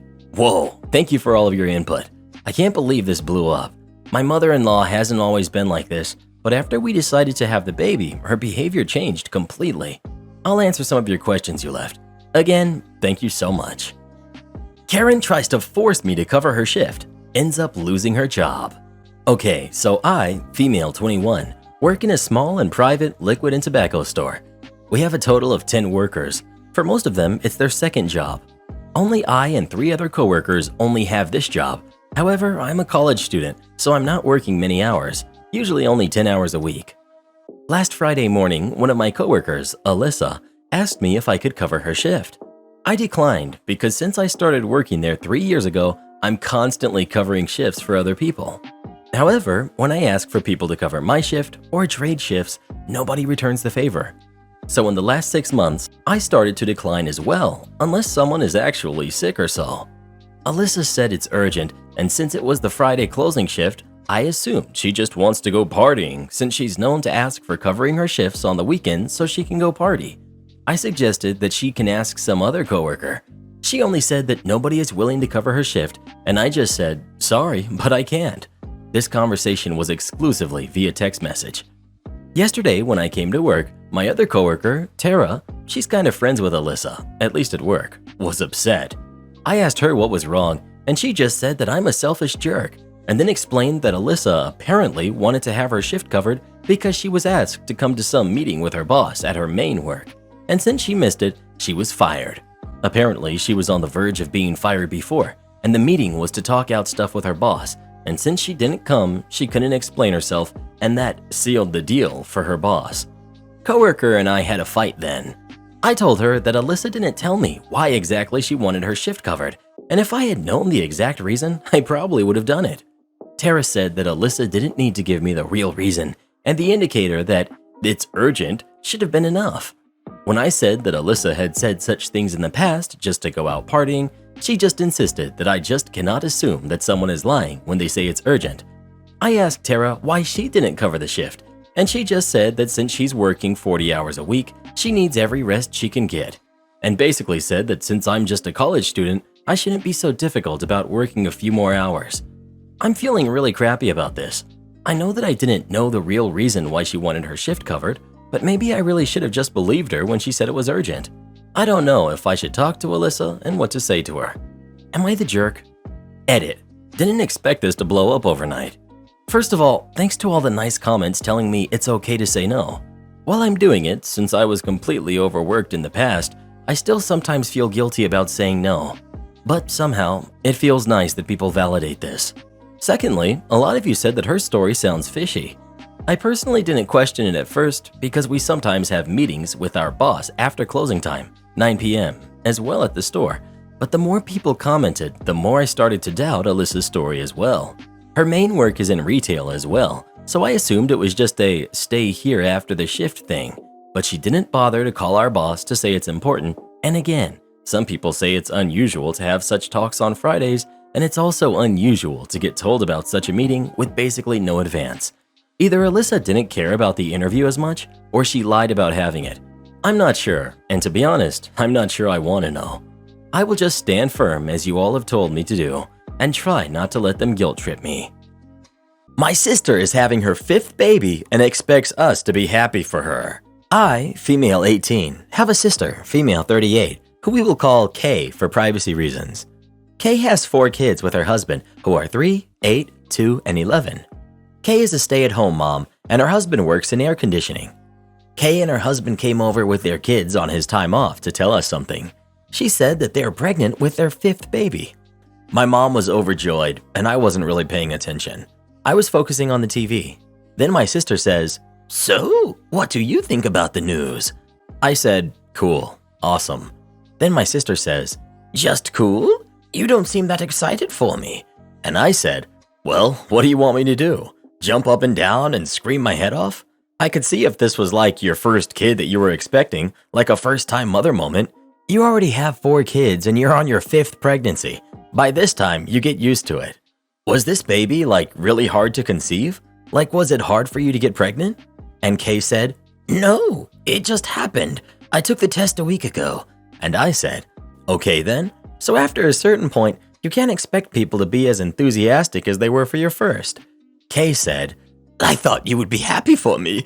And I was like, "I am, but it's not that exciting for me since you've been pregnant before." She got mad and left with her husband and kids and did not stay for dinner. My mom thinks I should apologize to Kay for not being excited about her pregnancy announcement. So Reddit, am I the jerk? Edit. I just want to clarify that this 5th baby was not a baby that was hard to conceive, or they had been trying and wanting a 5th baby. It just happened. Edit 2.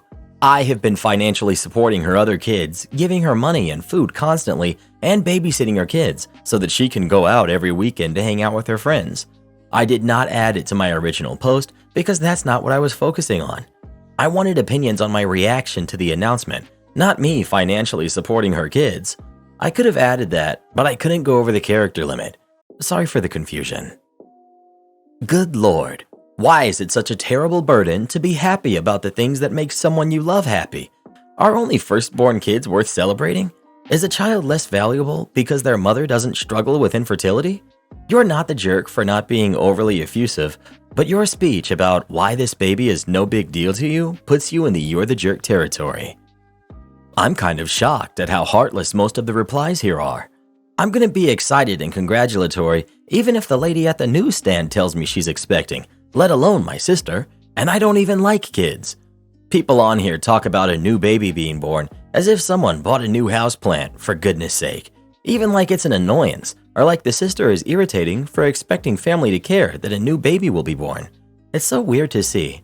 Guess Reddit doesn't exactly gather the most socially sound people. Why should she have to be happy? She was polite, and when mommy-to-be didn't get the attention she was angling for, she threw a tantrum and left. Kids should be loved and appreciated, absolutely.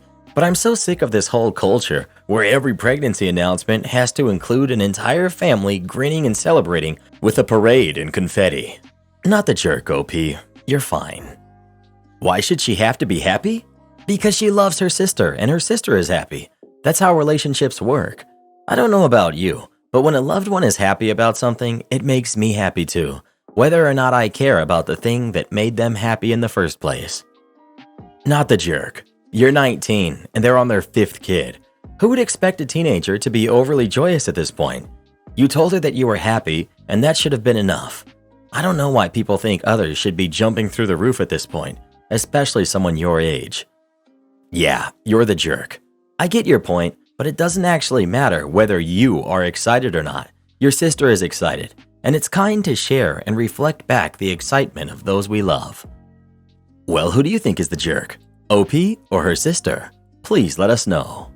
Am I the jerk for putting parental controls on my TV and ticking off my father-in-law? I, male 30s, live with my wife, female 30s. We have 2 kids who are 8 and 6. My wife's parents are staying with us temporarily as their home is having some serious repairs done after a freak accident. It wasn't their fault and luckily they had insurance. The repairs should be completed in 2 months from now. I don't really get along with my in-laws, especially my father-in-law, but I agreed to let them stay here because I thought that time would fly by and it wouldn't be that bad. But I'm posting here, so I guess I was wrong.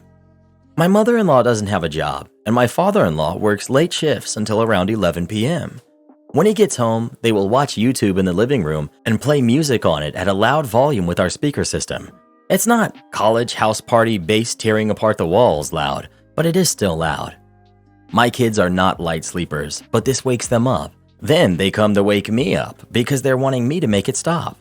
My kids need to be rested for school, and I need to get up in the morning to drop them off and go to work. My wife works overnight shifts, so she doesn't witness this. I've tried to talk to my in-laws about it and ask that they please keep the noise down after my kids' bedtime, which is 8:30 p.m. I don't expect complete silence, but I really don't think they need to have the TV on loud late at night. My father-in-law argued with me and said that he doesn't finish work until 11 p.m., so I'm basically expecting him to not do the things he enjoys after work. I told him he can do it before work or on his days off, or it's tough luck. He complained to my wife, who's now taking his side and saying that the kids need to learn how to sleep through a bit of everyday noise. I told her it's not everyday noise and that he and mother-in-law are being excessively noisy and inconsiderate. She's just not there to see it. My father-in-law has been sending me links to buy earplugs for the kids. I've gotten really fed up with this. It's not my in-laws' house, and they're staying with us as guests, and I think that they're being really selfish. I decided to put parental controls on the TV so that my in-laws can't use it after 8:30 p.m. until 6 a.m. the next day. Between those times, the TV can't be used without putting in the password, and only I know it. This doesn't affect my wife, as she doesn't get off work until 6 a.m. and isn't normally home until 6:20ish. My father-in-law is now incredibly upset with me and said that I'm acting like a child and he keeps pestering me, demanding the password. My wife is also mad at me for upsetting her dad. I'm just so annoyed at this whole situation and I'm sick of hearing about it, so I just want to know if I'm morally in the clear. Not the jerk. Your in-laws are rude and inconsiderate. And your wife should be managing them and backing you up in this. Had she done so, you would not need to take such drastic measures. Both you and the kids need your sleep. The in-laws are guests in your home. This is wildly inappropriate for them to be acting this way. If they don't like the house rules, they can go to a motel. Not the jerk. Who stays as a guest in someone else's home knowing that they have kids and expects them to be okay with them playing loud music all night? Even without the kids in the equation, that's still totally unreasonable. Not the jerk.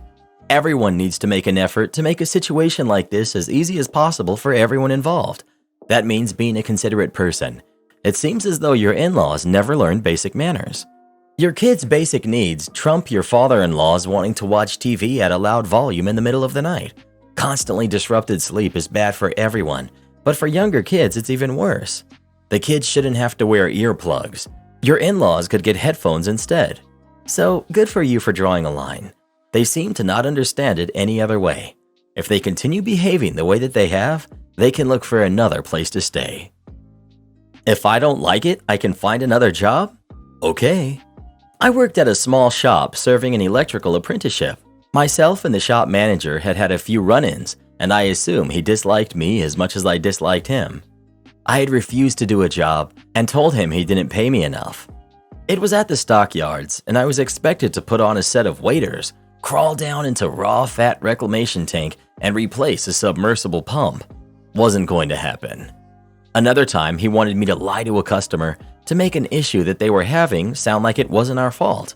I refused and told him if he wanted me to lie about it, he was going to have to drive out to the job site and do it himself. He told me to keep my mouth shut and did come out. I think the only reason he didn't fire me was because I was by far one of the most efficient and versatile employees. This fact had me questioning how much I was getting out of this apprenticeship and was passively looking around for another job to apprentice at. My wage scale was structured, and I got regular raises, bringing me closer to journeyman's level over my time as an apprentice. So I had to find someone that would sign up to complete my apprenticeship as well as want to hire me. One of our better journeymen had gone to another shop and had introduced me to the owners. We had talked about what it would take to get me to move. Things were progressing, but nothing committed to at that point. Cue the malicious compliance. It's my evaluation and raise time. My manager calls me up to the conference room and explains that due to my performance and the shop being in a slow period, he was not going to give me the 25-cent an hour raise as my contract said, but was going to give me $1 more an hour once I became a journeyman. We argued, and I told him if I can't trust you for a quarter, why would I believe you for $1? The argument ended in him telling me, if you don't like it, you can always quit. Oh, really? I picked up the conference room phone on the table in front of us and called the shop I had been talking with. I asked the owner if I brought my own tools over today, would I have a job? After a quick and uncomfortable discussion with his partner, he said yes. I informed my manager and I resigned effective now.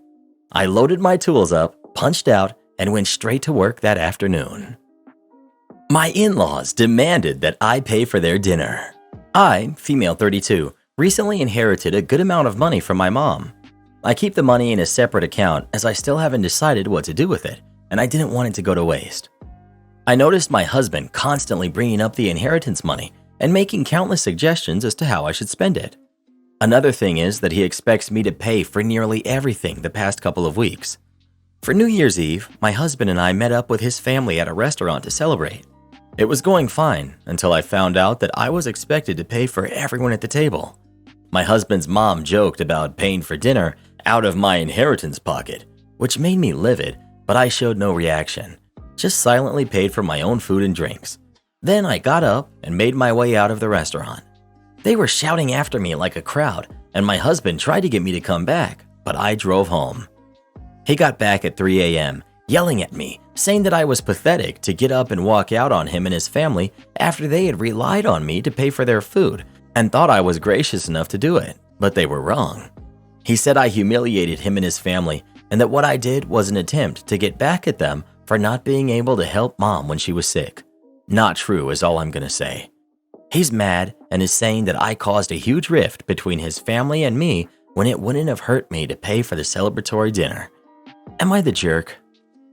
So let me get this straight. Your mother passed after an illness, and the thing your in-laws take from this is, great, now she can pay for everything. Yeah, not the jerk. Not the jerk. I'd tell your husband you'd much rather have your mother around than the money, but him and his family trying to blindside you into spending it on them is disgusting. That you plan on taking your time to decide what you want to do with that money and don't want anything like this to occur again. A divorce attorney may be a wise investment since hubby showed his true colors. Instead of suggesting they spend the money on buying a house or rental property or put away for retirement, he wants her to blow the money away ever since she got it. Good for her keeping it separate. Talk to a financial advisor and maybe a divorce or probate attorney so that the inheritance is properly kept as a separate asset and not commingled into marital property. Want me to be on the job by 8:30? Okay. This takes place over the past 2 months, and without going into too much detail about my work, here's the story. I work in a large metro city on a team that does maintenance on our infrastructure, keeping our plant running and keeping our customer services running. We all have a company truck that we take home every day and start our days at 7:30 every morning, 5 days a week. Now, I live the furthest from our service area, 45 minutes to an hour drive without traffic, and there's always traffic. That being said, some days it takes me 2.5 hours to get to my first job in the mornings. My supervisor knows this and was okay with it, as long as I was en route to my first job by 7:30. Then we had a restructuring of the big bosses. They wanted us on our first job by 8:30. I emailed my supervisor about it, and he assured me that I was fine, and he was aware of my drive time in. A few weeks pass, and he tells me the new big bosses aren't happy about my arrival times in the mornings, and that I'd need to leave earlier. I asked him to email that to me so I can remember to set my alarm earlier. I really asked for it emailed to me so I'd have documentation. He does.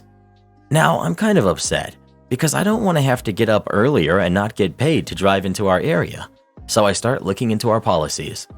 Our policy on time recording is pretty strict and states if we are operating company equipment, my truck, we're working. So I start leaving at 6 every morning, giving me ample time to get to my first job by 8:30 and starting my time as soon as I started my truck, giving me an hour and a half overtime every day. Now, I knew something was going to be said about this, and when my supervisor showed up on me, asking me why I was clocking that overtime every morning before my shift, I handed him his email, telling me to leave earlier and the attendance policy with the section highlighted. He looks up to me, grinning from ear to ear, and compliments me on finding a loophole in the big boss's new rule. I haven't had another thing said to me about my overtime or anything else about me not being on the job by 8:30. I'm still not happy about waking up earlier, but the 7.5 hours of overtime a week is nice. Am I the jerk for telling my daughter she could learn something from my friend's daughter who got a job that she didn't? I'm 49, male, and my daughter is 22. I've changed the names in this post. My best friend, Tom's daughter, Kate, is an architecture major. She got accepted to a college in California and graduated with good results. My daughter, Anne, also went into architecture and she's doing well. Anne is generally a quieter person and she does tend to laze around a bit. Both Anne and Kate applied for a job at the same firm, which is co-owned by Tom's brother. She didn't end up getting the job, but Kate did, and she was very upset. She's moved on and got offers from a couple of other places. We had a friend's Christmas a couple of days after actual Christmas, where some of my college buddies and their families got together. The conversation turned to Tom and his wife, and they were talking about Kate's new job. I saw Anne and Kate talking, and we congratulated her. We all came back home. Anne left her car at our place and went back to her apartment after. She started saying she has to work so hard to get what Kate gets handed to her. I said this is a competitive field and Anne should be more diligent. She blew up at me and my wife that we're egging Kate and Tom on. Apparently, Kate told Anne that she could help her out. I eventually told Anne she needs to stop sulking over Kate. Yes, maybe Kate had an edge at the firm, but from what I've heard from Tom, she always works on herself and is getting better, and Anne could learn something. Well, Anne got pretty angry after that. Both me and my wife called her, but she didn't answer. I don't think what I said was wrong, but my younger daughter thinks otherwise and said I should post on here. You're the jerk. You have a successful kid who is upset about blatant nepotism and you decided to use this opportunity as a reason to criticize her for being lazy and not diligent enough. You're the jerk. Also, maybe you could learn something from Tom. Why don't you have any brothers co-owning a business in the field your daughter wants to work in? If you look at all sociological models of professional success, the social network of your parents is a bigger indicator of success than how much one applies themselves. OP is not going to change. His comments indicate that his pastime is looking down on his MIT graduate kid who got job offers on her own merit. He thinks she's lazy since she did not network like the other kid who networked her way into her family's firm. You're the jerk. Of course this is an unfair competition when she's related to one of the co-owners. You're being truly awful to your daughter. You're the jerk. Goodness, just disown your daughter and adopt Kate already. You treated your daughter terribly. Parents are supposed to be cheerleaders, not the harshest critic. Kate has a blatant advantage, courtesy of nepotism. But sure, your daughter's the one who didn't try hard enough and lazed about. Well, what do you think? Is OP the jerk or is his daughter? Please let us know. Funny, I thought I was incompetent. One of my previous jobs was a very toxic workplace because the CEO was an absolute nut job. Micromanaged everyone and always wanted perfection. My role was twofold, and therefore required me to work very closely with him a big chunk of the time. I didn't mind the perfection bit, as I'm a perfectionist myself, very meticulous and have a keen eye on detail. It's the micromanaging part I couldn't stand. This one time we had a big media event where we were launching a new partnership. Having extensive experience with local media and knowing the requirements in terms of branding placement, etc., I knew what was needed for such an event. So I set up and even asked some of my media pals to confirm whether it was all visible in cameras. All was in order. Everyone was happy. Anyway, my boss comes in a whole hour earlier than expected and decides to micromanage and take setup matters into his own hands. I had stepped aside to welcome some guests, so imagine my shock when I came back to find him rearranging everything while screaming in front of everyone that we were incompetent and hadn't done it right. "What did I hire you for if I'm going to end up doing it myself?" is a common phrase he used all the time. I tried to explain the reasoning behind the placement, but he wouldn't let me get a word in. He then proceeded to tell me to leave everything as he had said it and let the other team deal with the rest of the event. I complied and removed myself from the event altogether since I was so incompetent. I went to stand at the back and didn't help out again the remainder of the event as per his request. Fast forward to when the coverage came out and everyone was asking why our branding wasn't visible. I told them all to take it up with my boss directly. See, I know from working closely with him that he doesn't like embarrassment and will do literally anything to avoid it. So having our shareholders, other high-profile stakeholders, and media asking him directly about this was a very embarrassing situation for him. Let's just say after that day, he would only show up to events right at the start time.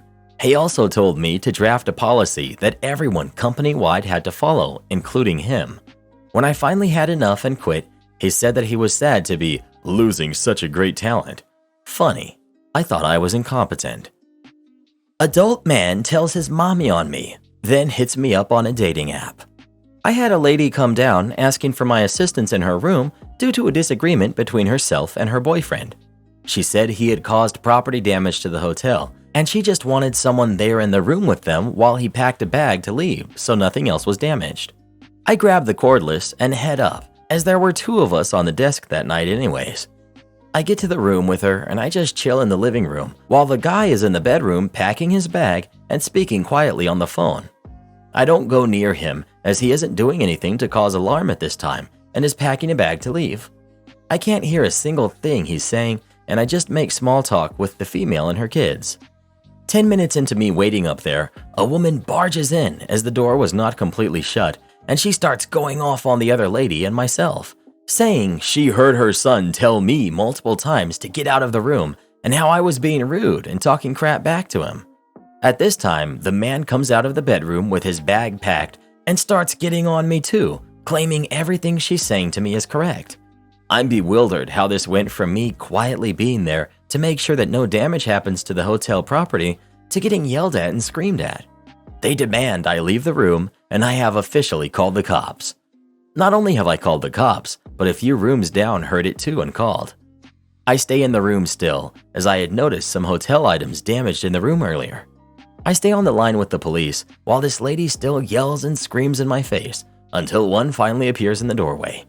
He enters, I get off the phone, and ask to be let out of the room since there are police now to make sure that no damage happens. He lets me out, another officer comes up and asks me for my side on what happened. I explain everything to him, and I let him know the lady is not allowed on our premises after she leaves with her son. I get on the elevator, which so happens to have my coworker on it, as she was coming up to see if I was alright. 30 minutes have passed by this time, and she asks me what happened. I looked at her and literally just broke down. Straight up panic attack. Took me a good 2 hours to fully be okay again. Funny thing is, not even 2 months later, the guy hit me up on a dating app. I told him to go check on his mama, see if she's yelled at any more front desk associates since me, and I blocked him. My fiance expects me to be his free babysitter. I'm 28, female, and my fiance is 29, male. He has full custody of his 2 daughters and 1 son from his previous relationship. I've been with him for 5 years, his oldest is 10. When the world crashed and burned, the kids were put into remote learning. Because I was the one with a smaller income, I ended up having to stay home with the kids while he continued working. This year, the school decided to stay remote, so I am still home. I worked remotely for a little while, but soon was terminated due to the noise the kids made and not having a space away from the chaos. We've not had a break in over 2 years. No one offers to help with the kids. We never have date nights, nothing. The kids are always here. Their mother is a deadbeat. She took them for 4 hours the other day, despite having agreed to have them for 3 nights. The kids now hate her. We do too. Anyways, we got invited out tonight and I'm itching to get out of the house. Our buddy is having a small get-together at his place, 5 people including us. We found out a week ago. Since this point, I have asked my fiance to find a sitter multiple times. I have searched as well. I've asked my mom and my gram, both of which cannot. So I told him to ask his mother. He has given every single excuse not to. I need to get out of the house. After all, I'm the one who is constantly home with the kids and I need a break. I need adult time, period. So I told him either he finds a sitter or he can stay home with the kids while I go out. In which case, he says that I'm taking things too far and that I'm acting like it's the end of the world. Am I the jerk? Not the jerk. You need to rethink this whole relationship. You are a convenience to him, literally an unpaid worker. You should never ever stop working to support someone else's kids when there's no discussion of the relationship becoming permanent. Edit. I do see where OP said fiance now, my mistake.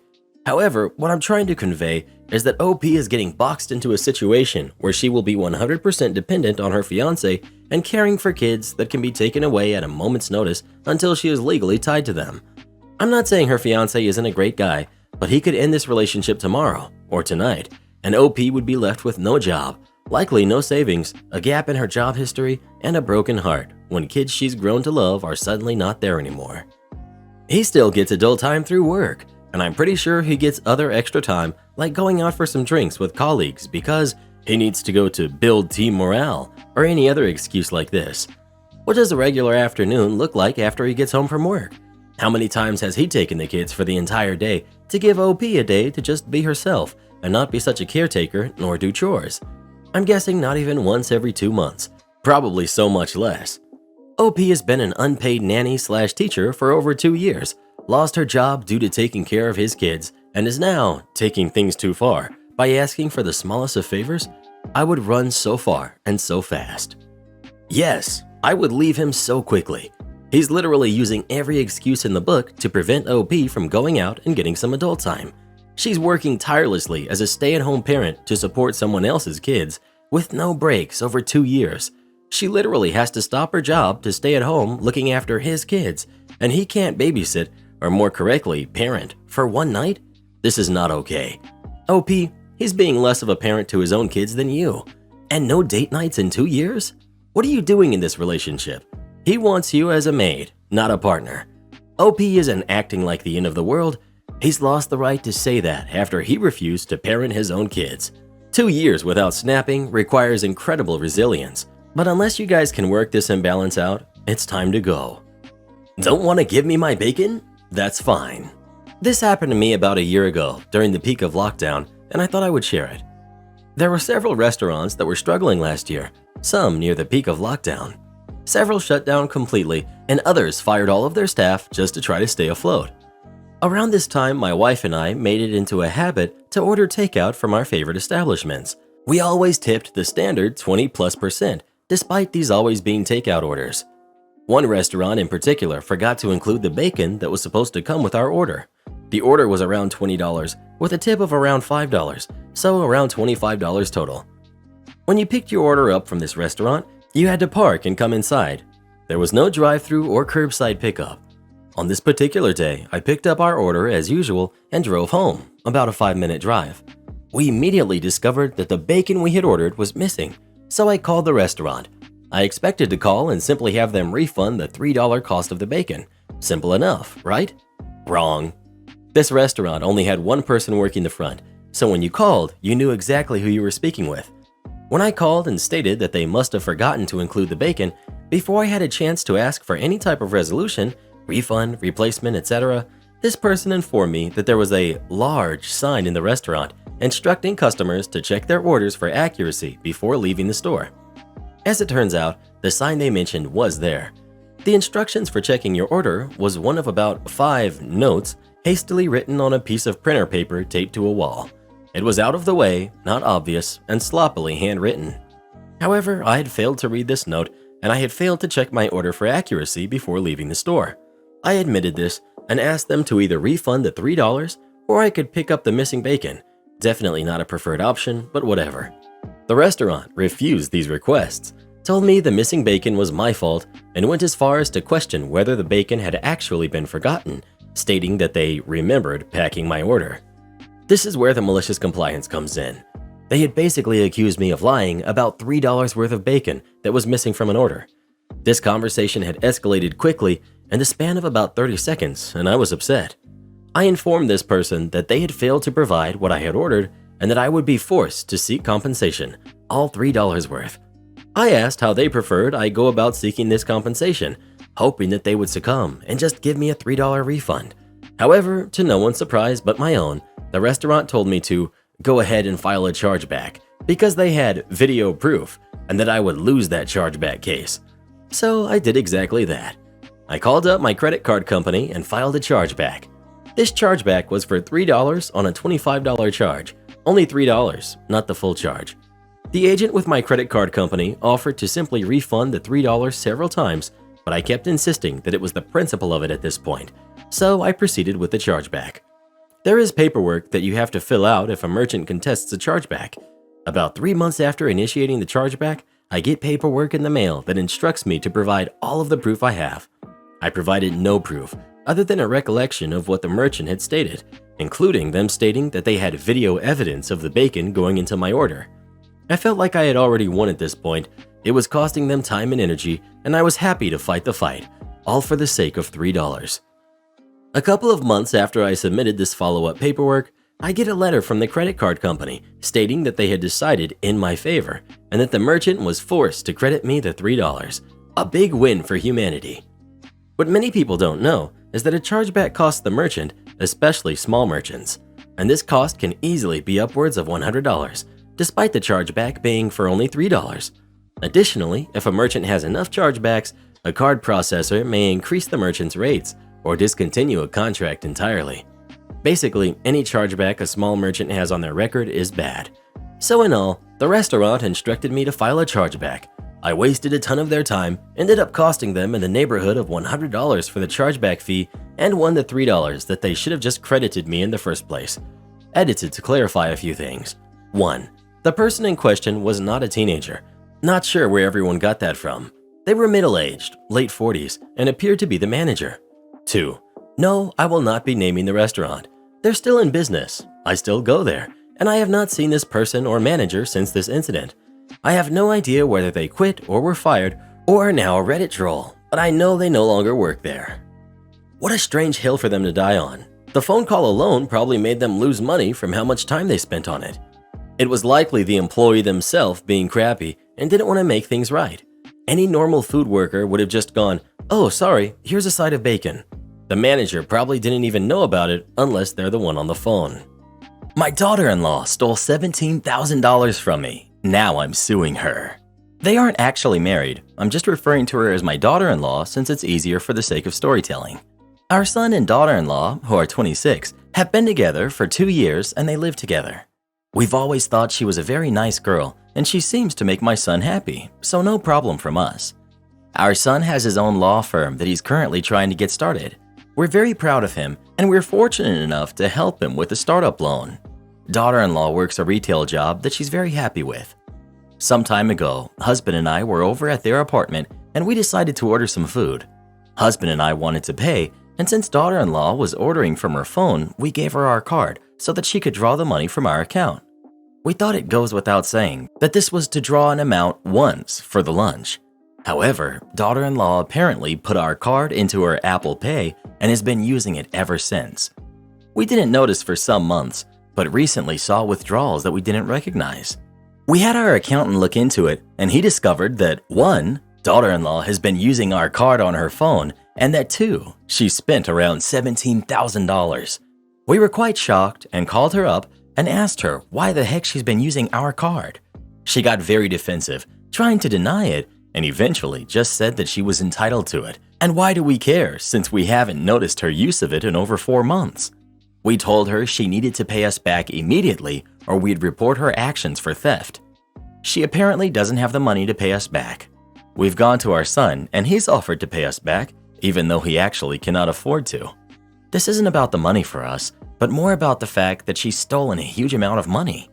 While we are comfortable and it took us time to notice, we still recognize the seriousness of stealing $17,000. Our son has completely dismissed her behavior and excused it as her being stressed. She's taken no responsibility, and we're honestly wanting to go forward with the police report to teach her the consequences to her actions.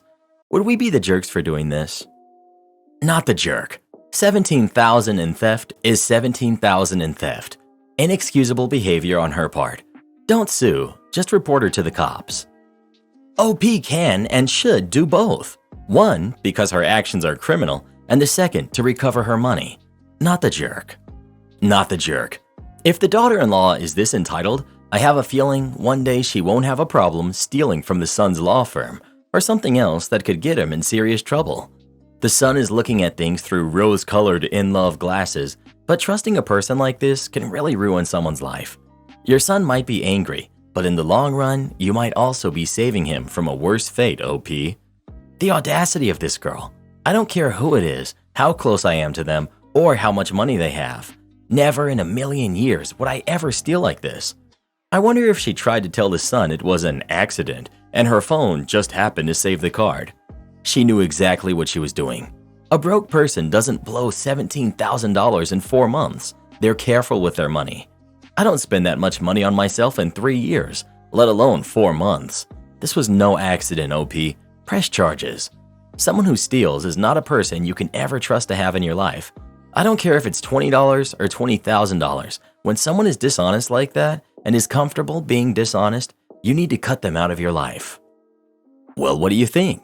Should OP sue her daughter-in-law or not? Please let us know. Absolutely. You can't just steal $17,000 from someone because you feel like it.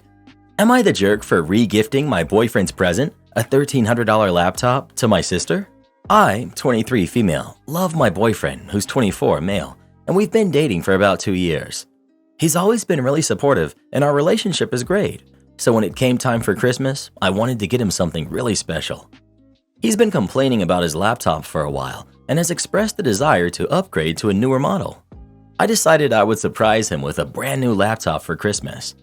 I wanted to get him the best laptop I could, so for the weeks leading up to Christmas, when he'd complain about his laptop, I'd take these opportunities to casually ask him about which laptop he liked, what he wanted in a new laptop, and so on. The main problem he had with his laptop was the speed, so I thought it would be fitting to get him the same model that he had, MacBook Pro, just the latest version. Now, I'm not a tech person. I don't know the first thing about RAM, SSD, etc. I just assumed a $1,300 laptop would be more than enough for his needs, so I bought the laptop without doing any more research into it. Christmas Day came and I gave my boyfriend the laptop. He was so excited until he saw the specs. When he saw that the laptop had 8 gigabytes of RAM, he was really disappointed because he couldn't get his work done on such a slow machine. He was adamant that he needed something with more RAM. This turned into a full-blown argument. I tried to explain to him that I had done my best and I spent a lot of money on the laptop, so he should appreciate it, but he wasn't having it. He said that he would rather return the laptop and get the one he wanted. At this point, I was really hurt and upset. I had gone out of my way to get him a really nice present, and I felt like he didn't appreciate it at all. Yes, I could return it and get him the one he wanted, but I had already spent a lot of money. The fact that he wasn't even willing to give it a chance really made me frustrated. So long story short, I decided to re-gift the laptop to my sister, who's 19. She's a college student, and I know that she could use a new laptop like this. I know it may sound selfish, but I didn't think it was fair that he didn't appreciate my gift, and I wanted to make sure the laptop went to someone that would actually appreciate it. My boyfriend is, to put it bluntly, really upset. He does not understand why I wouldn't just return it and get him a new one that he wanted, and cannot believe I would do something so selfish when I know how much he needs a new laptop. I feel kind of bad, but at the same time, this wasn't cheap for me, and a little appreciation would have been nice. Am I the jerk? You're the jerk. Your boyfriend sounds like he was appreciative of your gift, but he needed a machine that can do what he needs it to. That's the risk of getting a laptop or something similar, cars, etc., without the involvement of the person you're buying it for. The correct action would have been returning the laptop and allowing him to put the money towards a machine that fits his needs. Not to mention, once you gift something, it doesn't belong to you anymore. It was his laptop, and you took it to gift it to your sister. Soft, you're the jerk. You seem to be placing more importance on your own need to feel validated in your gift giving, rather than wanting to make sure your gift will actually be useful and appreciated. I can understand why you would feel hurt and disappointed that your gift didn't have the intended effect, especially after putting a lot of money into it. But the gift was intended to fill a specific need in your boyfriend's life, and it doesn't meet that need. He shouldn't have to try to make do with inadequate equipment just because you spent a lot of money on it without doing further research. Since you knew and didn't have a lot of knowledge about what specifically he would need, a better idea may have been a gift card or money to put towards a laptop that he could pick out himself based on what he knows he needs and will use it for. Giving the laptop to your sister isn't the answer here. Put it another way. Imagine you drive a crappy old car to work. It's falling apart. You often complain to your boyfriend how crappy it is and how it barely gets you to your job, a 30-minute car ride away. Your boyfriend picks up on this and decides to surprise you for Christmas with a brand new bike. Sure, it's nice and very thoughtful, but it's not what you need to get to work. But just give it a chance. No, giving a bike the chance to be a car isn't realistic. It's just not the right gift. You're the jerk. You meant well, but your gift was not what he needed. You could have offered to return it and get a gift card to the computer shop so he could put the money towards something more expensive that fits his needs. But instead, you threw a fit and gave it away. Think a little next time before you react. There's often another, more reasonable solution. Well, who do you think is the jerk? OP or her boyfriend? Please let us know. MacBook. Ugh. Everyone knows Microsoft is better than Apple. If I have a problem, I should take it to HR? Okay. This just happened today. So a little backstory. I work for a warehouse that specializes in computer equipment. It's generally very uneventful. Everyone is mostly nice to each other, except for one unsavory engineer. He had a reputation for being very belligerent and almost impossible to work with. But with a couple months left until his retirement, people tended to leave him alone. I knew all too well he would be gone by summer, so I decided not to engage with him until he was gone. Cue this morning when I went to the warehouse to do some small inventory, and up comes the engineer huffing and puffing. Without evidence, he started accusing me of messing around with some pallets he was working on. Calmly, I explained to him that I did not, and he can check the camera he installed in the warehouse to see that I did no such thing. He kept on insisting that I did, growing increasingly angrier and started going off on me in the warehouse full of people. But I did not waver, and calmly insisted that he can just check the security footage that he has access to, but he just kept going off on me. At this point, I calmly told him to breathe because he was getting out of control. And this is where it went from bad to worse. He started screaming and going off on me even louder, that he is 50 years older than me, and I cannot tell him what to do. I said nothing and watched as the engineer got redder and redder in the face. Eventually he yelled, "If you have a problem with how I act, take it to HR or the boss," and stomped away. So I did just that. I made a quick note of who was in the warehouse, noted the time, asked 3 people to be my witnesses of what happened. So up to HR I went and poured out every exhaustive detail I can remember. I explained that I've been in enough companies to know that kind of treatment and verbal mistreatment borderlines harassment, if not pure threatening behavior.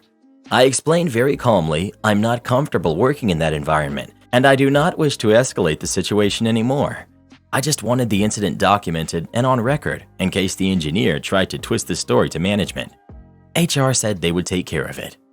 2 hours later, I found out that the engineer was told to go home, and not even 20 minutes later after that, he had been made permanently working from home. And not even 20 minutes after that, I found out that all the engineer's credentials had been revoked, his remote access to the company network disabled, and his day-to-day duties were divided to other people. His final project is now to write up his tasks and how to do them. With 7 months left to his retirement, it's not looking very good that he'll be around until then.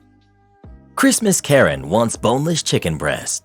This was a few years back, but working this holiday season, I retold the story to coworkers and felt this was a good place to post it. To preface, I'm a career butcher, and at the time was working for the food hall. If anyone isn't familiar, the meat department becomes crazy around November and doesn't abate until after Christmas. We took holiday orders in person then, now mostly all online unless they're odd. As you might imagine, the orders are usually for standing rib roasts, tenderloins, hams, turkeys, and ducks and geese. They really add up, and for my boss, sorting all the paper orders is a nightmare. Enter Karen. I would like to place a holiday order. Me. Gets relevant info. Cool. What would you like on the 24th? Karen. 1 pound of boneless chicken. Me. Oh, no problem. You actually don't need to order that. We'll have plenty of regular chicken, steaks, and burger. You only need to place an order for roasts, etc. Karen. I had to wait forever last year. This year, I don't want to wait, so I'll order it. Me. We'll have 2 lines, so if you're just coming to get regular items, you won't need to wait in the order line. But I want to make sure. At this point, I was already way done, so I decided I would comply, maliciously. I took her order, then proceeded to inform every single person in my department of the situation and the plan. The day of, she came up, told the guy at the counter she wanted chicken. Having been warned by me, he asked, "Did you pre-order it?" Karen. Yes. Coworker. Okay, let me go search through the sheet to find your order. You can just grab it from the case. No, we already have yours put away. I'll find it. I wouldn't want it to get lost in the cooler and go bad over Christmas. Karen is frustrated. Okay. Coworker goes to our order book, searches through, and finds her name, and says, "Okay, I found you on the list. Now I just have to find your order." Coworker enters the cooler, and being how full the cooler was, it was like trying to find a needle in a haystack. It took him about 15 minutes. At multiple points through the ordeal, other employees greeted her. She tried to get them to get her chicken for her, and they all told her, because I had warned them, that she had to wait for the one specifically put aside for her. I estimate that she waited almost 30 minutes, including line time to get to our counter. Edit. Since a few of you asked or remarked, I cut out most of our dialogue for clarity, as much of it was me trying differently worded ways to explain to her that placing an order would be self-defeating. She just wanted to avoid the line at the holiday table. Additionally, this was before lockdown, and we literally had never been out of boneless chicken, so I guaranteed she'd get them either way. Am I the jerk for telling my sister it's not my fault she could never go to her dream school? My family dynamic is messy and complicated, so if there's any confusion, let me know. I'm the oldest out of my 4 siblings. We've got me, 43 male. We've got Julia, 40 female. Kenzie, 27 female. And Katie, 23 female. Julia doesn't play a part in this. She disowned the family. Our dad ran out on us, and my mom was busted for crimes when Katie and Kenzie were still very young, so they ended up in the custody of my grandma. If you ask them, they survived WW2 when it wasn't that bad. Our grandma was overly protective and tired having to take care of kids again, but nothing extreme. Her health rapidly declined in their early teen years. I was out of state, so I wasn't a physical caregiver. I was power of attorney, so I was a financial caregiver while they took care of the physical needs. Katie was going to drop out of high school. She barely graduated. This is important for the future. Once she graduated, her and Kinsey came to me. They said they wanted to put Grandma in a home so Kinsey could take a manager position, and Katie wanted to get out of town, go to our state capital, take classes at a community college, and transfer to their selective university. She said a teacher who knew her situation believed that she had potential to get there and become something great. They said it wasn't possible when caring for Grandma. I told them no. They've resented me since. Katie went to a community college in our town and flunked out right away. After Grandma passed, she went back and has been doing all right. She fell into a depression after her boyfriend cheated on her. She was talking about it to Kinsey and myself and said the thing that hurt was the person he cheated with was beautiful, talented, and then she said his affair partner actually goes to her dream school. She said this girl had everything that she should have had in life: well-rounded high school experience, parents to support her, a great education, and now this girl had truly taken everything from her. Then she mentioned she should have been at that school, but she was taking care of the grandma that called her every name in the book for 2 more years longer than she should have. This isn't the first time she's been tipsy and made a passive-aggressive comment, so I told her, Katie, I'm not the reason you couldn't get into your dream school. You failed out right away from community college and would have done the same thing there. You weren't ready and can't accept that. Kinsey told me I was a jerk who didn't understand burnout. Am I the jerk? You're the jerk. Let me get this straight. You had the financial and legal power to find a way to get professional care for your grandmother, who was at the time unable even to go to the bathroom by herself. You chose instead to leave her in the hands of 2 untrained young adults. They had an extra job on top of their other jobs in education, a job they were not trained to do, a job that the 2 of them had to divide between themselves 24 hours a day, so there was never any relief from being around someone who calls them every name in the book. And you have the nerve to blame them for being so stressed out and tired that Katie flunked out of college? No wonder they resent you, you jerk. Of course you're the jerk. You were raised with 2 parents, and your teenage sisters were forced to be raised by an elderly woman who didn't want to watch them. And they were forced to physically care for her while you held all financial power over them. And you have the gall to say it wasn't that bad? You're the jerk. You're 20 years older than your sisters. They should not have been forced to play nursing home for their grandmother while you were off living your life and doing whatever it is you do. You did indeed ruin their lives, and you think their issues were no big deal? Of course you think that. You disappeared.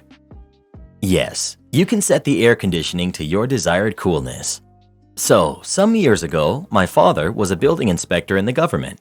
He had a set area of buildings he had to maintain, meaning he would go to the buildings owned by the government and do regular inspections on the cooling and heating, generators, etc. He would also be in charge of maintenance schedules, getting contractors for repairs and new installations, and so on. So this one particular site is an office building with a large open plan layout sharing large air conditioning units to cool the area. Obviously, if a large group of people share an office space, the temps are set to a general temperature to accommodate the majority of the people, with the understanding that if it's too cold, bring a sweater. Then he started getting complaints the ACs are set too cold. He would go, check the temperature, check the unit, and all seems to be working correctly, set to 20 degrees Celsius, 68 degrees Fahrenheit. After numerous complaints, my father went to the people in the office and asked who had what problem. Suddenly, most of the people complained that the temp was not ideal for them. The one wants it colder, the other wants it hotter.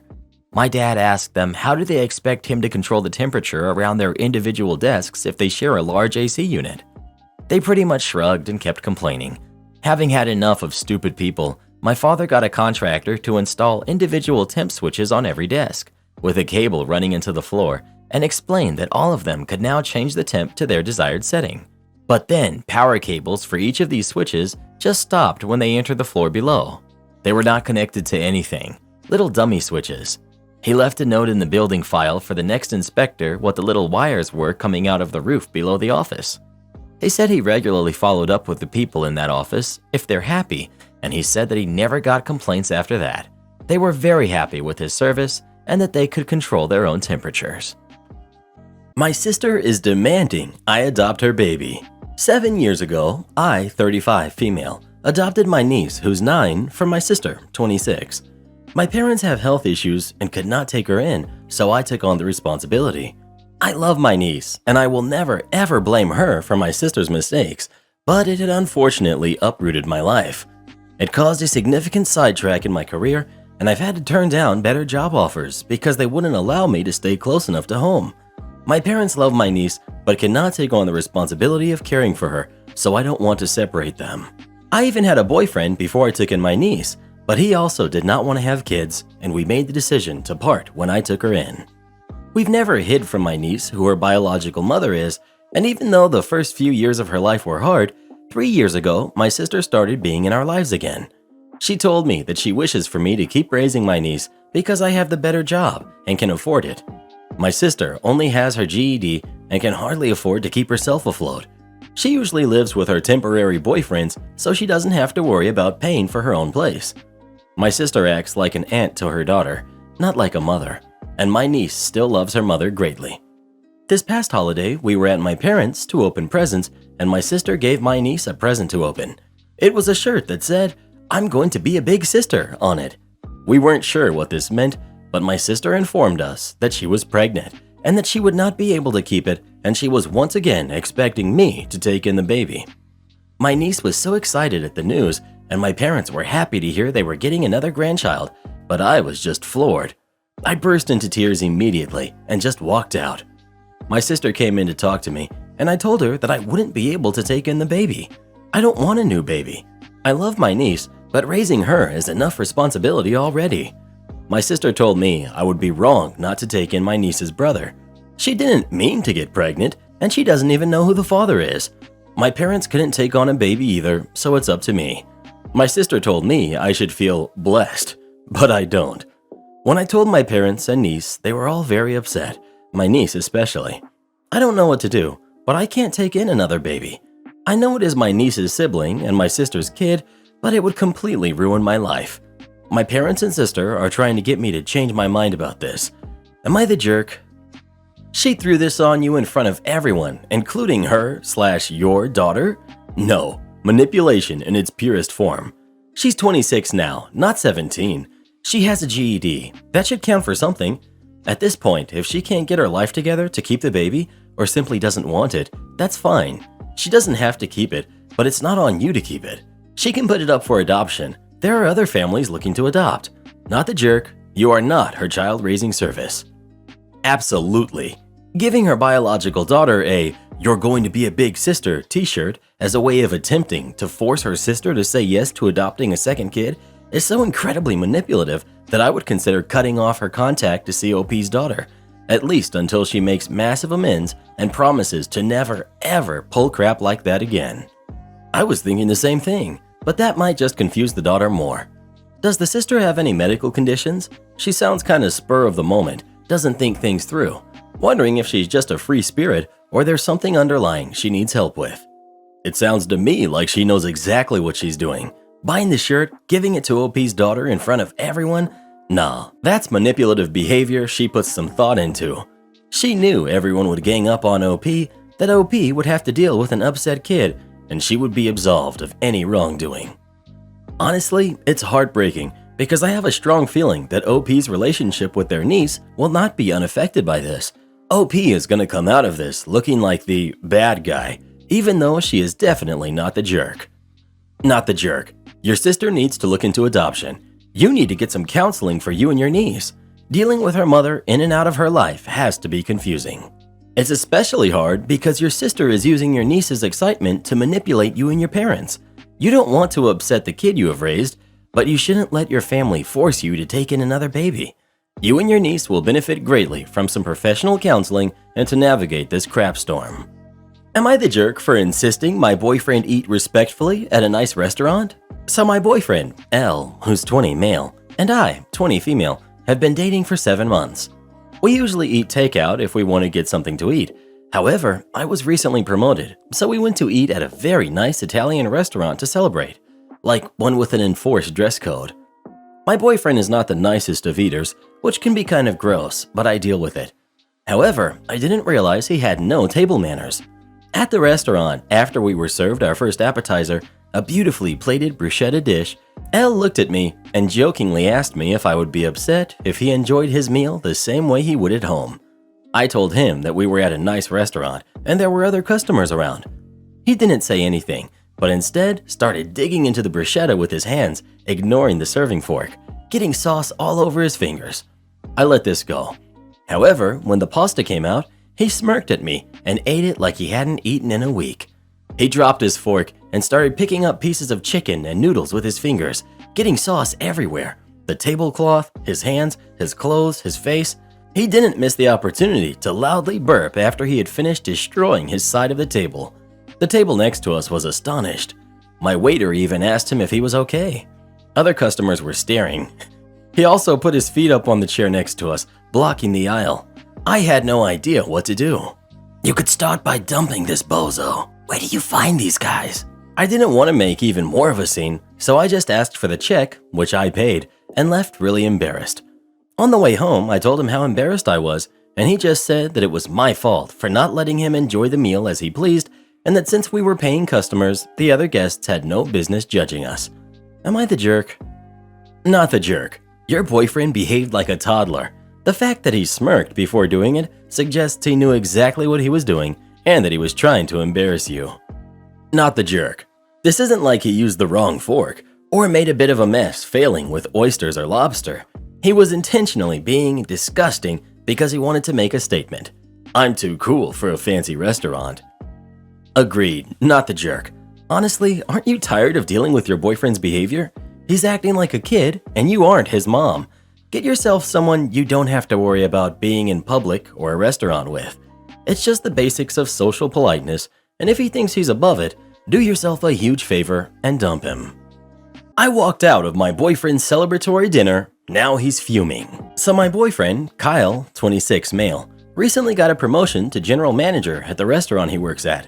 I, 22 female, work full-time as a pediatric nurse, and my hours are kind of all over the place right now because of lockdown. Anyway, when he got home to tell me about his promotion, I was ecstatic. He's a hard worker and deserves it, 100%. But because it happened on a Tuesday, we decided we'll go for a celebratory dinner with our mutual friends Saturday night. I was scheduled to work Saturday, but I figured that as long as I was able to get home, shower, and change, all is well. I'll just sleep late on Sunday. So fast forward to Saturday. I unfortunately lost a patient who had been fighting for her life since birth. I've been her nurse every time I was working in that department, and her family are very important to me. I was absolutely devastated. When I got home, the last thing on my mind was dinner. I told Kyle about what happened, and he gave me a hug and said he's sorry to hear that. About 10 minutes later, he softly asked if I was going to go shower before we leave. I told him I really don't feel like going out, but he insisted that I go since I promised, and if he goes without me, his friends will ask a lot of questions. I didn't want to, but I agreed since I did promise. While I tried to keep a smile on my face, it was obvious I was upset. One of our friends asked if I was okay, and before I could just say I had a rough day at work, Kyle said, "She's been complaining about a patient she lost at work today," and scoffed. I was flabbergasted. He's never said anything like that before. I replied saying, "That patient was 3 months old." He shrugged and said that it's not my own kid and it shouldn't bother me this much. I was furious and embarrassed since this went down in front of our friends, so I just put down enough money for my meal and went home. I put his stuff in a box. He wasn't living with me, but would stay with me for 2 to 3 days a week. When he came back, he flipped out, and I just said I need space. That was 2 weeks ago. I've since changed the locks since he had a spare key. He says I'm overreacting and that I'm a jerk for ruining his big night, that I, selfishly, made it all about me. He accused me of thinking higher of myself because I'm a nurse and he works at a restaurant. Honestly, I don't know where that came from. And he also said that he figured since it was a celebratory dinner for him, he thought I was going to pay, and so walking out on him was very embarrassing because he didn't bring his wallet. One of our mutual friends, Amy, called me and said that while what Kyle said was messed up, that me leaving like that was unnecessary and it made the whole night awkward. I feel bad for ruining the night for everyone else, but I just couldn't let him get away with that. I'm very proud to be a nurse, and I don't want anyone, especially my partner, to talk poorly about it. So do you guys think I'm the jerk for walking out on dinner? Edit. Wow, thank you guys so much for all the kind comments. I've just now been able to read through most of the newer comments, and I've got tears in my eyes. I've lost a handful of patients since I became a nurse, and one whilst in nursing school. And while it definitely hurt me, I've never been this impacted by it. It still hurts to think about, and I'm sure it will for a long time. But hearing your guys' opinions and seeing your support honestly means the world to me. I wasn't sure if I was overreacting by packing his stuff out, since this was the first big issue I've had with him. But seeing your comments helped me realize I wasn't. Seeing how all of you, who are internet strangers that have absolutely no reason to leave such sweet, caring comments, have way more compassion and empathy for me and the baby than the man who's supposed to be there for me, says quite a lot. So thank you all so much. Edit 2. So I've been seeing some comments about the wallet thing. I honestly have no idea if he actually forgot it or if he just said that to get off the huge check, which my friend said was over $500. I wasn't aware he wasn't paying until after he was gone, so I didn't check the house to see if it was actually there. Edit 3. So it's 10:20 a.m. and I can happily say Kyle is completely out of my life. His friend picked up the last of his stuff about an hour ago. I called Kyle and, officially, even though it was kind of obvious, broke up with him and his number is blocked. Time for a mimosa. Thank you all for your super sweet messages. This blew up and I'm just overwhelmed by the support y'all have shown me. Not the jerk. Kyle said, she's been complaining about a patient she lost at work today and scoffed? Wow. He's talking like this is, we overcooked some calamari at work today and had to throw it out. And then to top it off, he assumed OP would pay for the dinner, even though that was never talked about before, so he didn't take his wallet. Wow is right. OP is already better off without him. I've been married for over 10 years. My husband pays most of the time when we go out, better reward system on his card, and I never leave home without my wallet. My ex-wife demands I financially support her new family after she used me for years. I have 2 sons, ages 16 and 14, with my ex-wife. Our marriage reached a bitter end when I learned she had remained married to me for over 3 years, so I would support her through returning to school so she could switch careers to an even better paying one, despite her old one paying as much as mine. For years, I tried so hard to save our marriage because I felt it fracture. She played along until she got what she wanted, and then she was honest that she had never wanted to save our marriage and had been over me for years. When we divorced, custody was set to 50-50 of our boys, so she was ordered to pay child support to me because she was making so much more after her change of career in education. She remarried a year after our divorce and had more kids. After the birth of her last kid 4 years ago, things got bad. Her husband was diagnosed with cancer. Then one of her kids got diagnosed with a long-term medical condition. Then lockdown impacted her job. Our boys would tell me how rough things were at their mom's and how they wanted to live more with me. So I went to the court and the judge moved her down to every other weekend and changed the child support order to reflect her decrease in custody. Recently, she had to move into a smaller house because of how badly they were struggling, and then she came to me for help after the courts refused to end the child support payments. She told me I needed to help her and that I should be helping to take care of my boy's family, and that's what she and her family are. I told her she used me for 3 years so that she could survive off of my money. She did not get to ask me for more, to support a family that's not my own. She called me a selfish jerk, told me her family is living off charity and they could be so much better off if I would help them. I asked her why I was supposed to care. She told me she wished she had cheated while we were together and that using me for money wasn't enough. Again, she told me about her family and how they would starve. I told her I didn't care if they did or not, that none of them are my problem and I only care about my kids. She called me a jerk. Her husband sent me a text that night saying I was a cruel jerk and he hoped the boys would hate me when they realize I want their whole family to suffer. Am I the jerk? Not the jerk, but make sure you have a high-level conversation with your boys so that they'll be prepared for your ex and her husband when they try to paint you as the root of all evil when they go over there. Not the jerk. Is she actually destitute? It doesn't sound like she is. She moved into a smaller house. That's still a house. It's not a shelter, not even an apartment. Are they on food stamps? I'm getting the sense she's having a hard time adjusting to a life on a more modest income, but not that she's totally broke. You also know she has a history of manipulating money out of you. I'd leave this up to the courts. If she was really broke, wouldn't the court lower her child support payments? Not the jerk. While the degree of anger you exhibit is concerning, I don't see you as the jerk. First, your ex and her new husband are threatening to destroy your relationship with your kids. That's enough to go back to the court and try to get full custody if you want to go down that route. As for the finances, she can go to court and ask the judge to reduce her child support payments. Wait, she tried that. Well, who do you think is the jerk? OP or his ex? Please let us know. Not your monkeys, not your circus. Next. Am I the jerk for refusing to tell my husband the gender of our baby after he skipped going to the doctor's appointment with me? My husband and I are expecting. This is our first baby and we're excited. Thing is, he barely attends any doctor's appointments with me, and his excuses aren't even valid. He's willing to miss the doctor's appointments over soccer or a drink or board games with his friends. His response is always, "I'm not the one carrying the baby. Why do I have to go see the doctor with you?" Last week was my final straw. He was supposed to come with me for the baby's gender reveal appointment, but he chose to not come last minute because his friend invited him to fish and chips meal. I was pretty livid, but I didn't make a fuss about it. My mom went with me instead. He texted asking me to tell him the results, boy or girl, but I refused to tell him. He kept spam calling me, but I hung up each time. He came home fuming, demanding I tell him the results, but I refused and bluntly told him since he refused to attend the appointments, then he gets no results till after the baby is born, and said I was willing to die on this hill. He went off calling me spiteful and immature for doing this and punishing him. He said he's the father and has the right to know. He then called me dramatic since I wasn't alone and my mom was with me. I said he gets no results, period.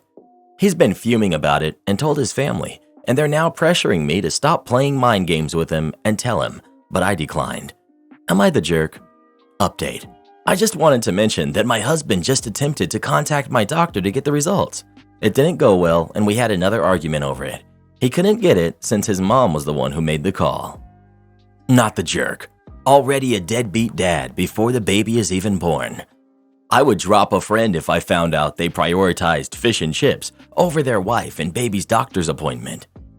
If he's telling you, "I'm not carrying the baby, why do I have to go to the doctor with you?" that's going to turn into, "I didn't push out that baby, why should I look after it?" real quick. Not the jerk. Not the jerk. My ex pulled this with our second baby, and I caved and told him, I shouldn't have. You need to seriously reconsider this relationship. He's showing you that he and his friends are more important than you and your baby. He sees going to appointments with you as punishment, not as a chance to make sure you and the baby are healthy. Don't be like me and stay until he leaves you for another woman. Everyone sucks here. This whole dynamic is so toxic. If he's not being a supportive partner, I recommend considering walking away and looking for alternative sources of support, like your family. Playing these kinds of games, especially where the child is the pawn, is bad for everyone and will undoubtedly affect your kid if this continues into his or her adolescence. If your relationship doesn't last, do you want him to co-parent with you?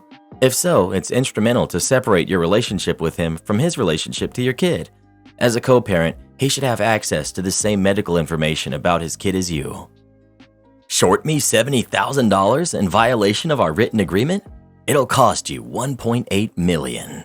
Disclaimer. The names and some of the situations have been changed to protect the identities, but the dollars and general nature of this situation is completely true. Background. A year out of school in the early 90s, I procured a job as a business analyst for a large family-owned tech company. This business was located in the booming heart of technology at the time and was very profitable. As tech took over the next decade, the company thrived and remained family-owned, which was a rich family, and company became exceedingly wealthy with a valuation and net worth in the high 9, low 10 figures. The family that owned it was quite neurotic, very moody, and had a reputation as very ruthless, greedy when it came to financing, deal-making, employees, etc. I truly believe this is what held them back from ultimately becoming a household name as a company. As I progressed in the company, I gained more and more face time with the owners. I worked on some projects directly with ownership that really paid off and gained me even greater access to their inner circle.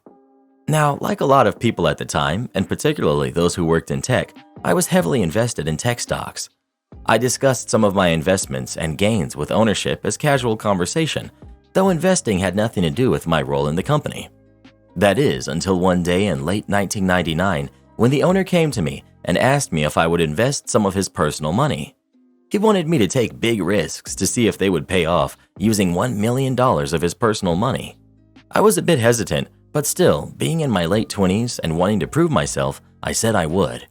I asked for a written agreement where they acknowledged this wasn't my role in the company, was a personal matter between the owners and me, and to document my compensation for this side arrangement, 20% of all profits.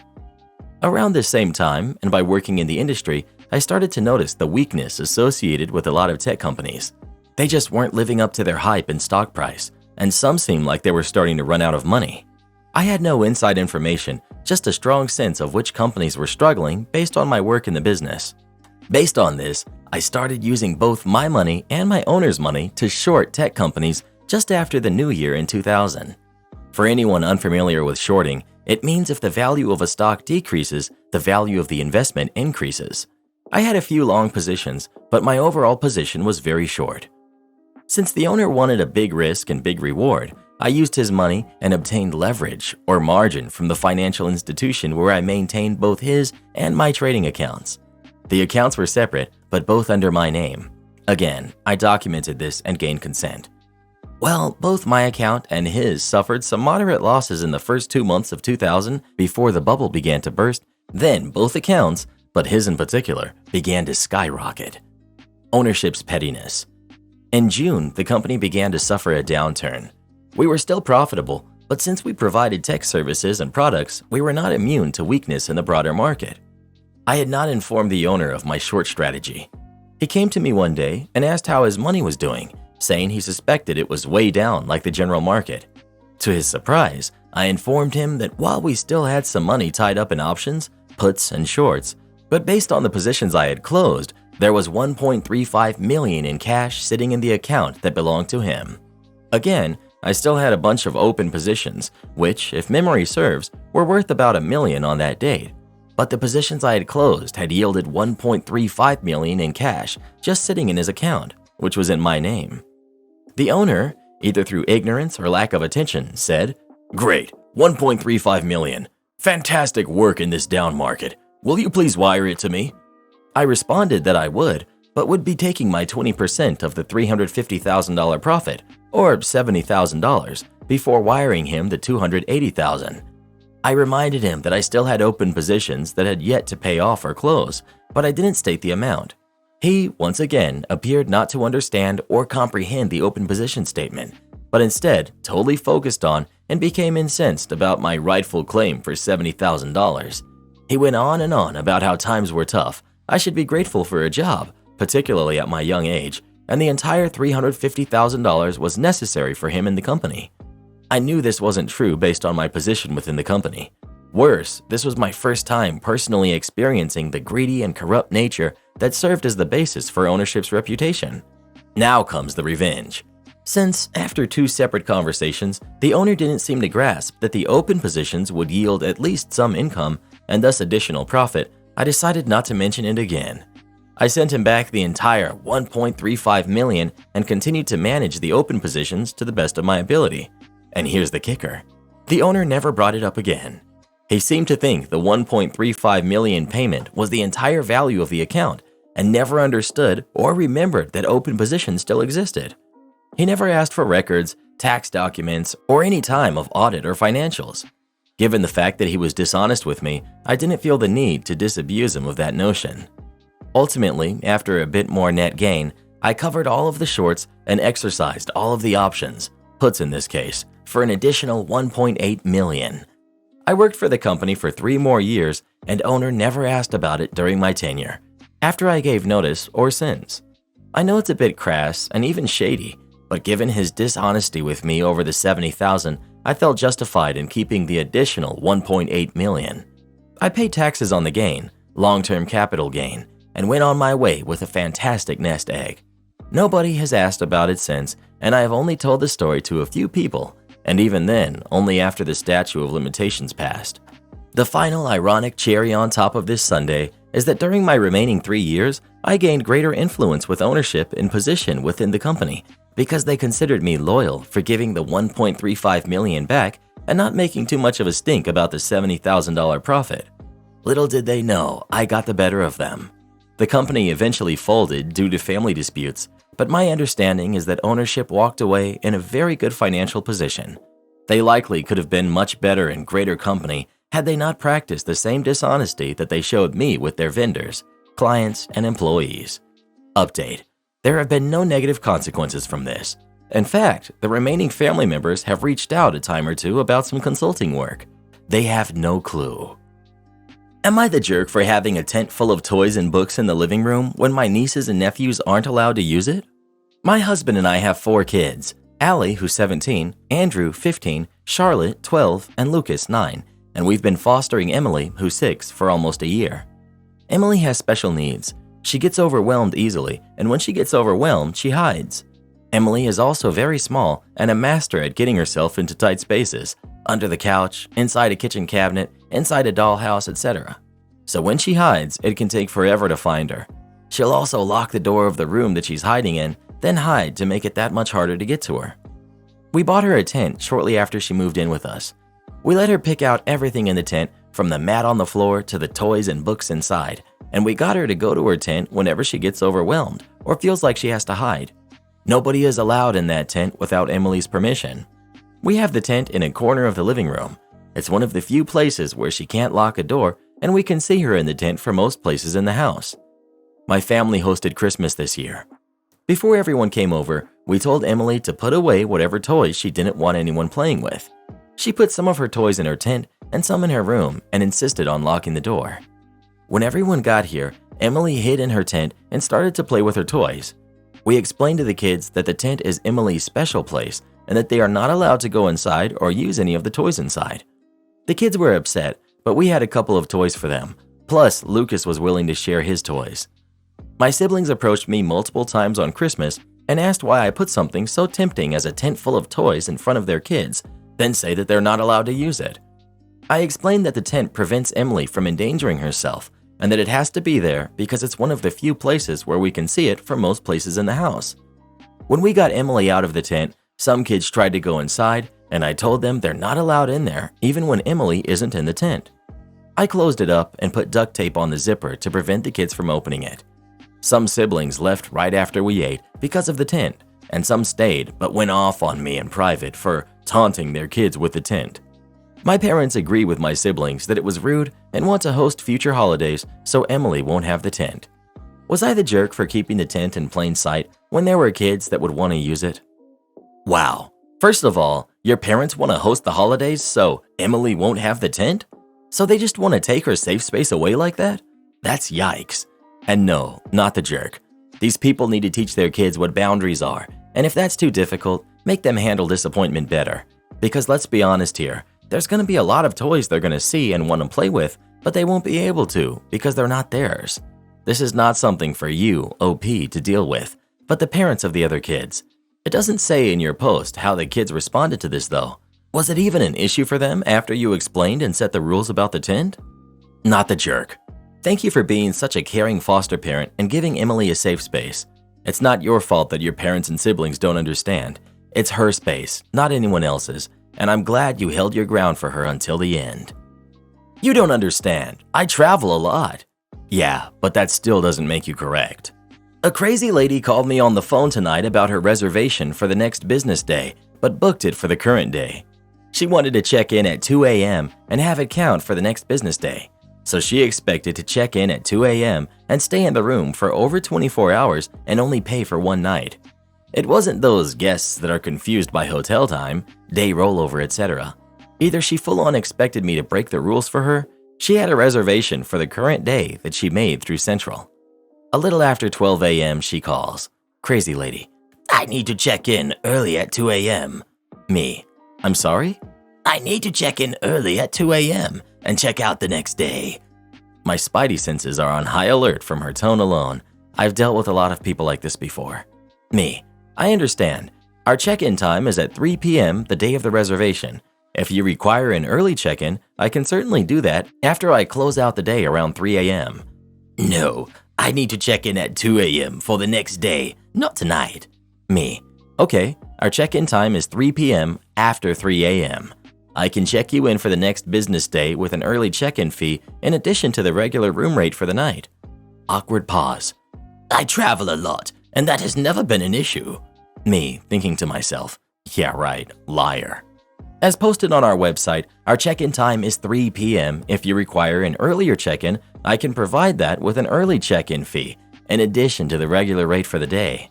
People like this can sniff blood a mile away and want you to get flustered so that they can use that against you. There's no way I'm checking her in at 2 a.m. for the next day because that's impossible, and even if it weren't, I wouldn't do that without an early check-in fee. I don't doubt she travels a lot and probably twisted some poor night audit's arm somewhere and got what she wanted, but I won't and can't grant her request. Crazy lady. Another long pause. I've stayed at your brand a lot, and they always have helped me out. So you're telling me you can't or don't know how? Me. Our check-in time is 3 p.m. You said that already. I need to check in at 2 a.m. for tomorrow. Okay, I can do this too, ma'am. You booked a room for tonight, I can check you in at 2 a.m. However, you will have to check out at 11 a.m., and if you want to extend your stay for an additional night, we can certainly process that for you here at the hotel before 11 a.m. And of course, you are always welcome to dial our central reservations, and they will gladly accommodate you as well. She hung up on me, and a few minutes later, a booking agent from Central called me for clarification, and I told him what I told her. They put me on pause several times as they relayed what I said earlier to her again. She was lying to them, claiming that someone she spoke to earlier at our front desk told her that she could check in early and avoid an early check-in fee. She then demanded my name, apparently, and I refused to give it to her because of her misrepresentation of our interaction. I then told them she can contact my management personally, but her demands are something I simply cannot provide. She insisted on getting my name, and I was done. I told them I won't give that info, and I've already explained to her several times our policy about early check-ins, and if she doesn't cancel her reservation before I run audit, I will charge her as a no-show. She never showed up and didn't cancel a reservation, so I charged her. I'm off today, so I left a bunch of notes in case Crazy shows up. Am I the jerk for refusing to take care of my grandkids on a trip my son paid for me? I have one son, 30 male, and 2 grandkids who are 4 and 5. I take care of them 2 to 3 times a week for 3 to 4 hours a day. I don't mind taking care of them, but it is exhausting. At the beginning of November, my son invited me to go with him, his wife, kids, and in-laws to travel from the 15th to the 22nd of December. I asked how much this trip was, and it wasn't cheap, so I said I didn't want it because it wasn't something I wanted to spend on at the moment. He offered to pay as a gift, and I decided to accept on the condition that I would not babysit my grandkids at any time, and this would be my vacation. He agreed. In a few spaced conversations, I asked why they didn't leave the kids with my ex-husband during this period, as it is a very romantic city. They said they wanted a family trip. By the way, my ex-husband loves his grandkids, and they spent almost 3 weeks at his house once. He didn't go on the trip for other reasons. On the trip, I wasn't very proactive in taking care of my grandkids. Honestly, apart from a few well-spaced moments, my son, his wife, their in-laws took care of the kids. I obviously spent time with them. This trip, we basically spent the morning and afternoon together. At night, we were free to do whatever we wanted. I took the opportunity to visit some restaurants and hopping alone. My son and his wife took turns with his in-laws at night with my grandkids because most places weren't family-friendly. The 6th day, I decided to stay at the hotel, drink some wine, and read a book. My son found out I was staying at the hotel and asked if I could look after them. I declined, saying I had other plans in my room. He started to complain that everyone was helping and taking turns except me, who didn't help with the whole trip he paid for. This really ticked him off. I reminded him that it was his choice to bring 2 kids to a completely non-family friendly city, and that I said before even accepting his gift that I would not take care of the kids because I just want to relax. We ended up arguing, and he said, among other things, that I could be a little more grateful for his gift and make this concession for 3 hours for them and the in-laws to have a free night, but that I'm deciding to be a jerk. I stuck to it, and in doubt he would respect this, I ducked into the pool area the whole night. He tried to show up in my room with the kids and just dropped them off. Things have been tense ever since, as he said I was a jerk the whole trip. Am I the jerk? Not the jerk. Imagine holding a trip over your mother's head. Your main caregiver. The audacity. Not the jerk. You explain your boundaries before accepting the all-paid-for vacation. You set the expectation. He shouldn't have assumed you would change. I'm going to go with not the jerk. You provide a free service for your son regularly by helping out with the grandkids. He agreed this would be your vacation, and they chose to bring their kids when clearly the city is not a family-friendly city. He violated your previous agreement, and you held your boundary. Am I the jerk for taking a nepotism baby joke too personally? At our family New Year's Eve get-together, the topic of nepotism came up. I'm assuming it's something on the top of some people's minds because of the magazines recently. I, 27 male, had seen some buzz about it online, but I can't say I had given it much thought myself. The number of celebrities I care about is a small one, and there's a good chance I don't know anything about their family tree. Because of lack of interest, I didn't participate in the initial conversation. The topic was brought up by my brother-in-law's wife, and I listened for a while before turning to a conversation with my husband. After a few minutes, my brother-in-law's wife said something along the lines of, "I want to know OP's thoughts on this since he's a nepotism baby." It was said somewhat jokingly, but I was still confused, so I asked her to explain. She said that since I work for my dad and was basically handed a job when I graduated college, that I was technically a nepotism baby.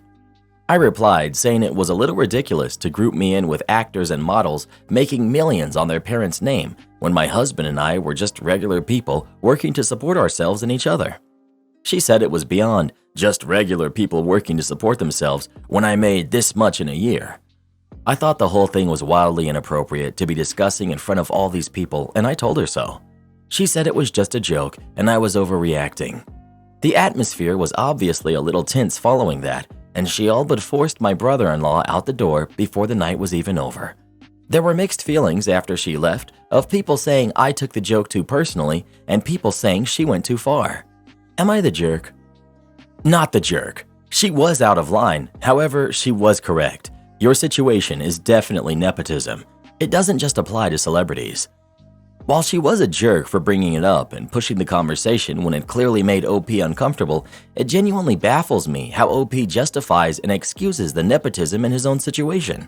He doesn't make millions, so therefore being handed his job by his father isn't nepotism? What? Everyone sucks here. Agreed. I've seen a lot of nepotism babies not understand or feel that they're included in this conversation. Anytime your family or family's relations help you get a job, it's nepotism.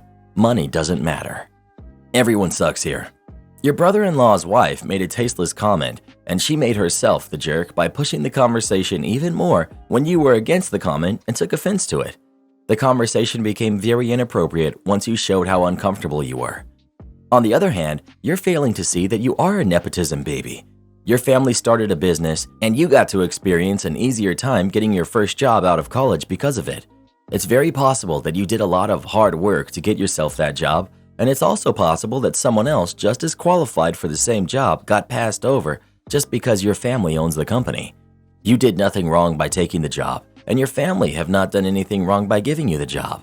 But you should recognize that you were lucky to receive a privilege in life that most people don't get to have. Edit. I understand that people may not like the term, and yes, the term itself is usually used in a negative way. I believe that OP is in the wrong by not seeing how much nepotism does apply to them. They seem to generally think nepotism happens with the rich and famous only. I want to make OP aware that the small business and hardworking people can fall into nepotism as well. Your dad gave you a well-paying job. You're a nepotism baby with no sense of humor. You're the jerk for pretending that's not the case. Info. Why are nepotism babies so in denial of their privilege?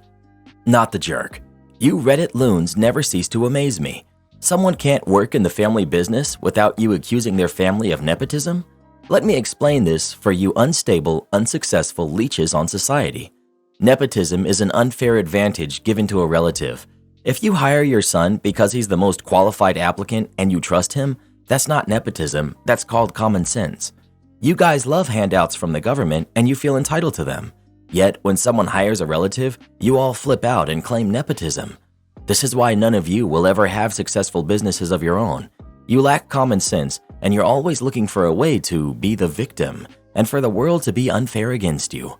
If someone has a great job working for their family's company, you as a decent person should just be happy for them. not jealous that they have a steady income while you live off Doritos and Mountain Dew. My heart goes out to the kids reading all this insanity and thinking that this is how pathetic most people are these days. Reddit is not an example of how stupid people are in the real world. I've met countless people over the years, and none of them were as pathetic as the people on this site.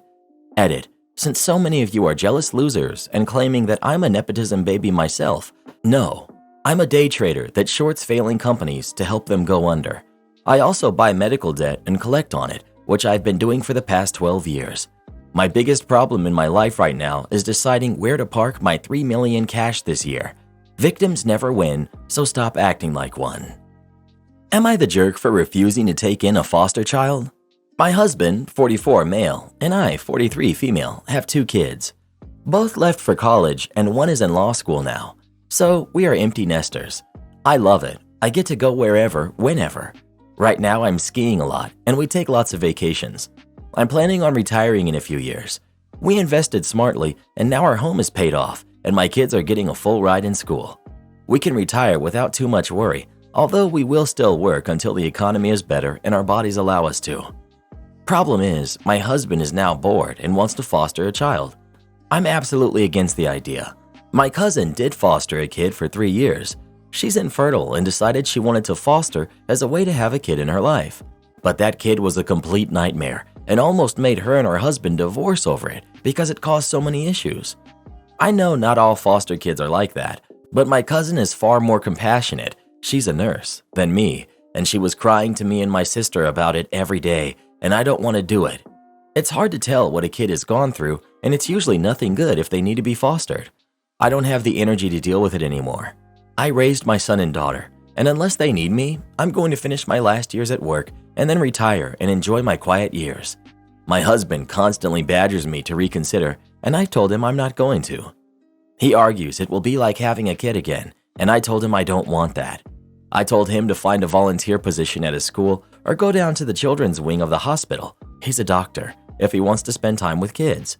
He also works outside the home while I have a hybrid job, 3 days in the office, 2 days at home, so I feel like any foster kid will just become my responsibility. But he's constantly complaining that I'm not being compassionate and we could change a kid's life for the better. But I know it will probably change my life for the worse. Still, am I the jerk for refusing to sign up to be a foster? Not the jerk. Also, was your husband a fun dad who basically got to be the cool guy while you did all the work actually raising the kids? Because children are work, and only a dad who only ever babysat could act like having the responsibility to care for a kid again after 20 years later would be no big deal and a fun adventure. OP. Yup, hit the nail right on the head. Not the jerk. Both parents need to be 110% on board for bringing a foster into your home. Otherwise, you're just one in a long line of foster home stories this kid will have. As someone who was in foster home and then adopted, not the jerk. Fostering a kid isn't just because you're bored. It's a lot of emotional labor, and foster kids are more hyper-aware than most when they aren't wanted. It wouldn't help them, and you would probably resent being pressured into doing it when you already stated you don't want to. Not the jerk. Hope this feedback helps. My son gets jealous of his sister's Christmas gift and flips out. Our son is 22 and our daughter is 26. She bought a house in July. We know that moving into a new home always comes with unexpected costs, right after you've probably depleted most of your funds. So for Christmas, we gave her $4,000. Our son, we gave a few different things, totaling somewhere around $800. Our daughter had to work on Christmas, but we did Christmas on the 26th, and she stayed with us for the holidays from then until yesterday. Our son still lives with us, and today he told us both that he didn't want to say anything while his sister was here, but his feelings were hurt by the disparity in the value of the gifts. We explained that the gifts we got him were tailored to his interests, but his sister has just passed a big life milestone where money is more important to her right now than sentiment. He said it's still hurtful because it feels like we're more proud of her than him. My wife got really frustrated when he said that and asked why he would choose the least charitable interpretation of our actions. He said that's just how he felt and he couldn't control it. I said that we didn't give her money because we were more proud, but because we had experience being new homeowners and knowing that something always breaks in the first 6 months and it's always expensive. He said that was all fine and good, but it still hurt to get a worse present and feel like an afterthought. My wife asked if he expected us to get him $4,000 worth of gifts. He said no, but he expected the gifts between him and his sister to be equal. My wife said that's the same thing, and my son said it isn't. He said we could have given her the monetary equivalent of what we gave him. I told him that it isn't really fair for him to decide how much we spend on someone else's gift. Furthermore, cash is less personal than gifts, so giving her a cash equivalent to what he got would be her getting the worst gift. He said we just weren't listening to him and just justifying. My wife said we didn't need to justify anything, and he was being entitled. At that point, he said he didn't want to talk unless everyone was civil, and he went to his room. He skipped lunch, breakfast for him today, and when he left for work, he didn't say goodbye, even though I was right by the door. My wife is irritated, and my son is clearly resenting us. I can't really decide if we're in the wrong here. On the one hand, we should be able to give our money to whoever we want. On the other hand, I never want to hurt my son's feelings. Were we wrong? You're the jerk for doing this at Christmas. I'm the youngest of 4 siblings. My oldest sister is 10 years older than me, so we definitely reached milestones at different times. Things like wedding money, housewarming gifts, and money, graduation gifts obviously came at different times for each of us and were not tied to group holidays like Christmas. You could have given your daughter an $800 check or gift for Christmas and $3,200 for closing on the house at a different time and setting. Then you could tell your son, "We will be so excited to give you a gift of money to help out when you buy your first home." Instead, now it's a very disproportional Christmas gift, which is sure to raise some jealousy. Edit. My judgment is very light, and you seem like very generous parents who want to help both of your kids get ahead in life. I definitely don't think that you owe your son more now than an explanation and an apology for timing and reaction to his concerns. In the future, I would just keep shared gift opening times in kind for both kids and stick to milestone gifts timed with the milestone. Edit. After getting a lot of rent-free comments about the son, from OP's comments, it seems like the daughter lived at home until the house purchase to save up money, and they have no issues with the son living at home now and want the same opportunity for him, so I don't really see it as an applicable factor in the judgment. There was a clear invalidation of your son's feelings. He sounded like he was being really respectful and brought up valid points as to why he was feeling a certain way. Instead of being open about the whole situation, you started gaslighting. It's a good way to stop your kid from wanting to approach you about things in the future. You're the jerk. This was the big sticking point for me. Don't you want your son to feel comfortable coming to talk to you when he has a problem in the future? Is your son going to feel comfortable talking about his feelings and issues with mom and dad when mom immediately starts attacking him? Also, and this is just a suspicion here, but mom got real defensive and came out attacking hard when she wasn't even called out. He was just expressing his feelings. Her response was not proportionate, the point where she doth protest too much. Of course they don't want their son to express his feelings unless he's being always grateful and compliments them. If he has something slightly negative to say, he's an ungrateful, spoiled brat, at least in his mother's eyes. Honestly, the son sounded more mature in this situation. He waited for his sister to leave before approaching the situation and left the conversation when the mom started verbally going off on him. The parents could have kept the difference, $3,200, in a savings account, and if the daughter needed it, they could give it to her. I already bought a house 3 times and never had bad things happen that tanned my experience. It's called budgeting for the house. You don't buy a house without having some extra on the side for some unexpected event. I'm not saying my experience is everyone's experience, but OP is assuming that something bad will happen. But he and his wife could have waited to see if it happens or not. If it does, they could have stepped out and helped. Nonetheless, they should put the same amount aside for when their son buys or rents a house. It's not even a small amount either. I mean, $4,000 and $800 is a big difference. If you plan to give him $4,000 when he gets a house, then maybe no biggie.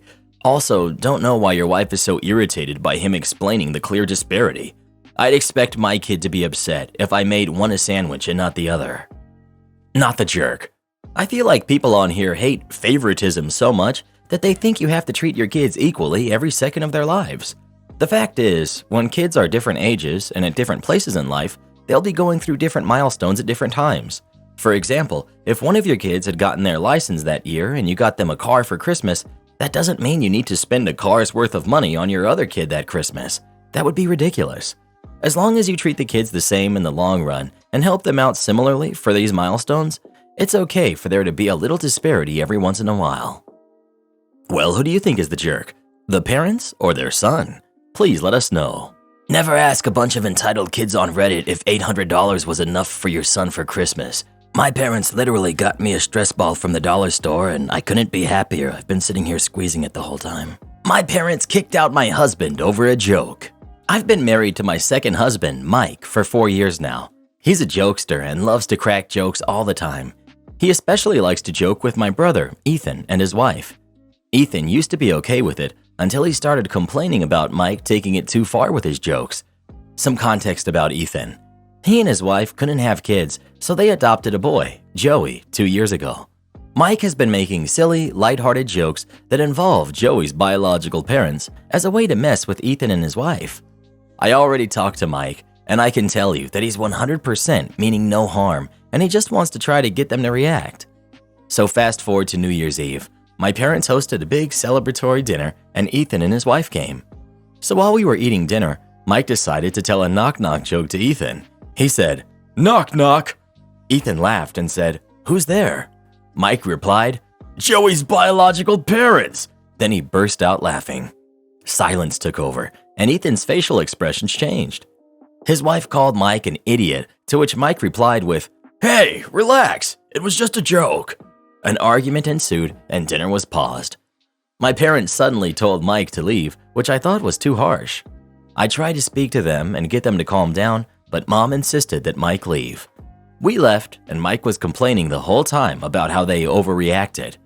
I called Mom later, and she told me Mike was out of line with his hurtful jokes about this touchy topic and told me that I was wrong for defending him and saying he was just joking. She said he ruined New Year's for the family, but I told her it was her and Dad who ruined the New Year's celebration for escalating the situation and kicking him out. I told her he could talk to them, but again, they were the ones who ruined New Year's celebration. She called me delusional for this statement and hung up. We haven't talked to them for days. I tried contacting Ethan, but no response. You're the jerk. Your husband likes to hurt people. It's nothing to do with jokes.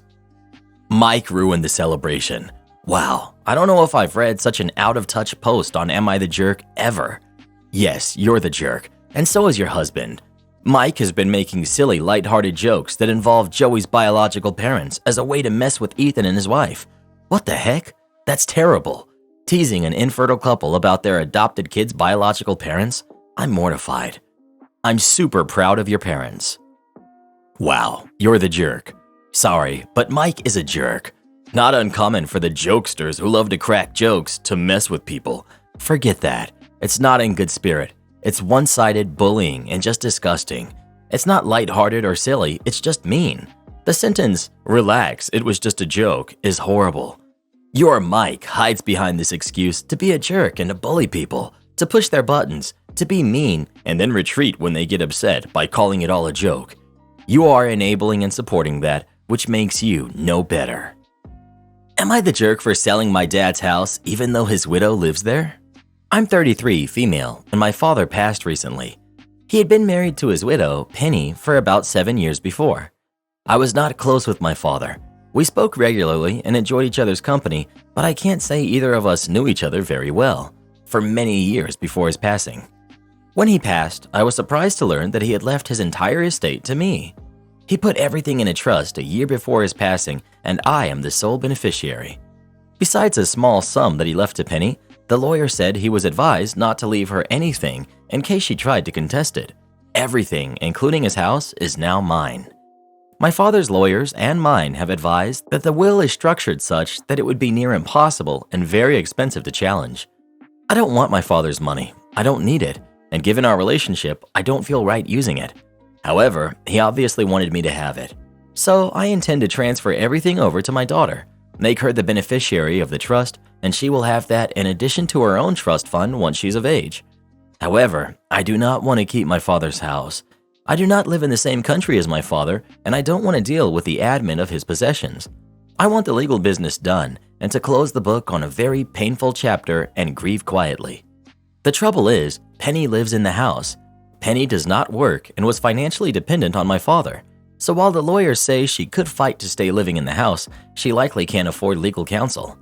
Also, because of her lack of income, she would never be able to maintain the house, which is quite large, so I would then have to keep up the house and grounds while she lived there, which I'm not willing to do. Both because of the cost and because of the continued involvement with my father's life, which I do not want. I've notified her via the lawyers of the intention to sell the house, which has led to vicious messages from her kids calling me evil and heartless. I understand this is inconvenient for them, nor am I responsible for the people or the mess that he left behind. I'm not doing this to get one over on Penny. I'm just trying to be done with a traumatic part of my life. Am I the jerk? Because of the cost for upkeep that you can't afford, I'm going with not the jerk. Except your father, because I find it horrible that all he left to his widow was a small sum, and even that only to avoid her contesting it. Why on earth was he married to someone he cared so little about? Once you've set a price with your realtor, give her and her family a chance to purchase the house before you list it. Then, if they refuse, go ahead and sell. Not the jerk. This is the right way to do it. Tell her family you're not going to be responsible for the property and are selling, but you will give them the chance to purchase the property before listing it. I have a strong feeling no one will step up. Not the jerk. If Penny has the means, she can buy the house from you, or her kids can buy it for her. If she does not have the means, she was probably planning to mooch off you. When customers passive-aggressively complain, but then refuse to let you fix anything they're complaining about. There's this one young guy who comes to the restaurant frequently and sometimes brings his mom. The guy himself is a nice, chill dude, but his mom is something else. She always injects tiny complaints about everything she orders, but then never wants us to fix it. Here's what happened last time she came in. I take their order. Her. I want the ham and cheese omelet, but with cheddar cheese instead of American. I don't like how the Americans make globs of cheese. Whatever that means. So I ring in the order, and it comes up in a few minutes. I double check to make sure the omelet has cheddar cheese instead of American, which it does. I take their food, and she pokes it once with her fork. Her. This still has globs of cheese. Me. Oh, I'm sorry. It's made with cheddar instead of American, like you asked. I know, but it still has globes. Oh well, I guess I'll just deal with it. Me. Would you like me to have them remake it for you? And maybe use less cheese so there's not globs? No, I'll just eat it. You know, I went to your competitor restaurant the other day and got an omelet, and the one there was much bigger than this. Me. Oh, that's interesting. You know, I don't like to complain. I just think, when people are paying for food, they should get it the way they want it. Me. I agree. Are you sure you don't want it remade? No, I'll survive. She has some passive-aggressive complaint every single time, but still keeps coming back and never lets us remake the food. I can't stand people like this. Constructive criticism is one thing, but complaining just to complain makes you seem like a miserable person. Am I the jerk for kicking my friend's boyfriend out of my house after my friends planned a New Year's gathering that I can't attend? Alright, so maybe I am overreacting, but honestly, I've kind of reached a breaking point. I, male 21, am disabled, full-time wheelchair user, and live in a fairly small college town with a couple of friends. My roommates and I are part of a larger friend group of 8 people, and I'd say we're all pretty close. I really love my roommates. They're great, but sometimes a little thick. There's one person in the large friend group, let's call him Chris, who's dating a guy, let's call him James. I really don't like James for many reasons, mostly petty ones to be honest. But another fact, James is vegetarian. That's not a problem in itself, but herein comes the issue. All of us planned on getting dinner on New Year's Eve. Smallish college town, there are 3 main restaurants to choose from that are open in the nearby area. One of them is a steakhouse, one of them is a Thai place, one of them is a sort of hippie plant-based place. James immediately suggests the plant-based one. I give a veto as it's completely inaccessible, and give the alternative of ordering takeout from there and bringing it back to my place. But we recently started fostering a cat, and one of our other friends is allergic to cats, so that's also a no-go. None of the other friends are able to host a gathering for various reasons, so I suggest we go to the Thai place. It's a nice spot and very accessible. But apparently, James and Chris went to the Thai place last week for their anniversary and don't want to go back. I then suggest the steakhouse, but of course that's loudly shut down because James is a vegetarian. Long story short, the group did a vote between the hippie place and the Thai place, not even including the steakhouse, and the plant-based place won. I admitted that I was slightly frustrated to my roommates, who said that they can bring food back after. I said that that wasn't the issue, but sure. So New Year's Eve comes and they get back from dinner, and James and Chris also stop by. At this point, it's pretty late, and I'm a couple drinks in, and I flat out tell James that I think it's crappy that he suggested and then subsequently campaigned for a place that he knows I can't go to. He said that it's fair because I suggested the steakhouse knowing he's a vegetarian. I told him that it's different because he could have, at the very least, physically been present. He insisted that it's the same, and I asked him to leave the apartment because I was tired of dealing with his BS. So he left, and my roommates think I overreacted. Maybe I did. What do y'all think? Not the jerk. It isn't the same. They could put up with eating at the same restaurant twice in 7 days. You cannot change whether a restaurant is accessible. Also, are you telling me that there were 0 vegetarian options at the steakhouse? He could have either gone with those or gone back to the place he ate last week. Don't think that would have been too much to ask for someone who is in a wheelchair and literally can't access a place. Not the jerk. Him being vegetarian and you being physically unable to access the restaurant are completely different things. He could have had sides at the steakhouse, or they could have sucked it up and gotten Thai again, or even brought food from the plant-based place to the apartment like you suggested. You gave plenty of options, and they specifically chose the one that directly excluded you. Manager put a target on my back. Many moons ago, while still in school, I landed my first ever job working in retail at Target. Like most jobs in the retail sector, any person that has manager or IC in their job title always seems to act like they have the most important job in the world. I'd been working at the store for a little while, just doing general shelf packing, etc., and customer service before I was called in for the stock take. For those lucky enough not to know, a stock take is just counting every single thing in an entire store within one evening after closing. It was all hands on deck. Mostly school-aged kids, and a few a little older to do all the work. Gotta target those profits with cheap labor. There were approximately 20 to 30 of us on the floor, and we were all given scanners and told to start in the ladies' clothing section. We had used the scanner to scan the item barcode, count how many of the same item are on the rack, enter the quantity, and move on. It must have been 10 to 15 minutes since we had started before manager started yelling at everyone that a clothing rack got missed. This was an unforgivable sin in manager's eyes. She needed to know who missed the rack. Well, as it turned out, I was guilty by proximity. She totally ripped into me about the mistake I supposedly made. Meanwhile, I was just dumbfounded. I didn't know if it was my fault. Anyway, I didn't argue.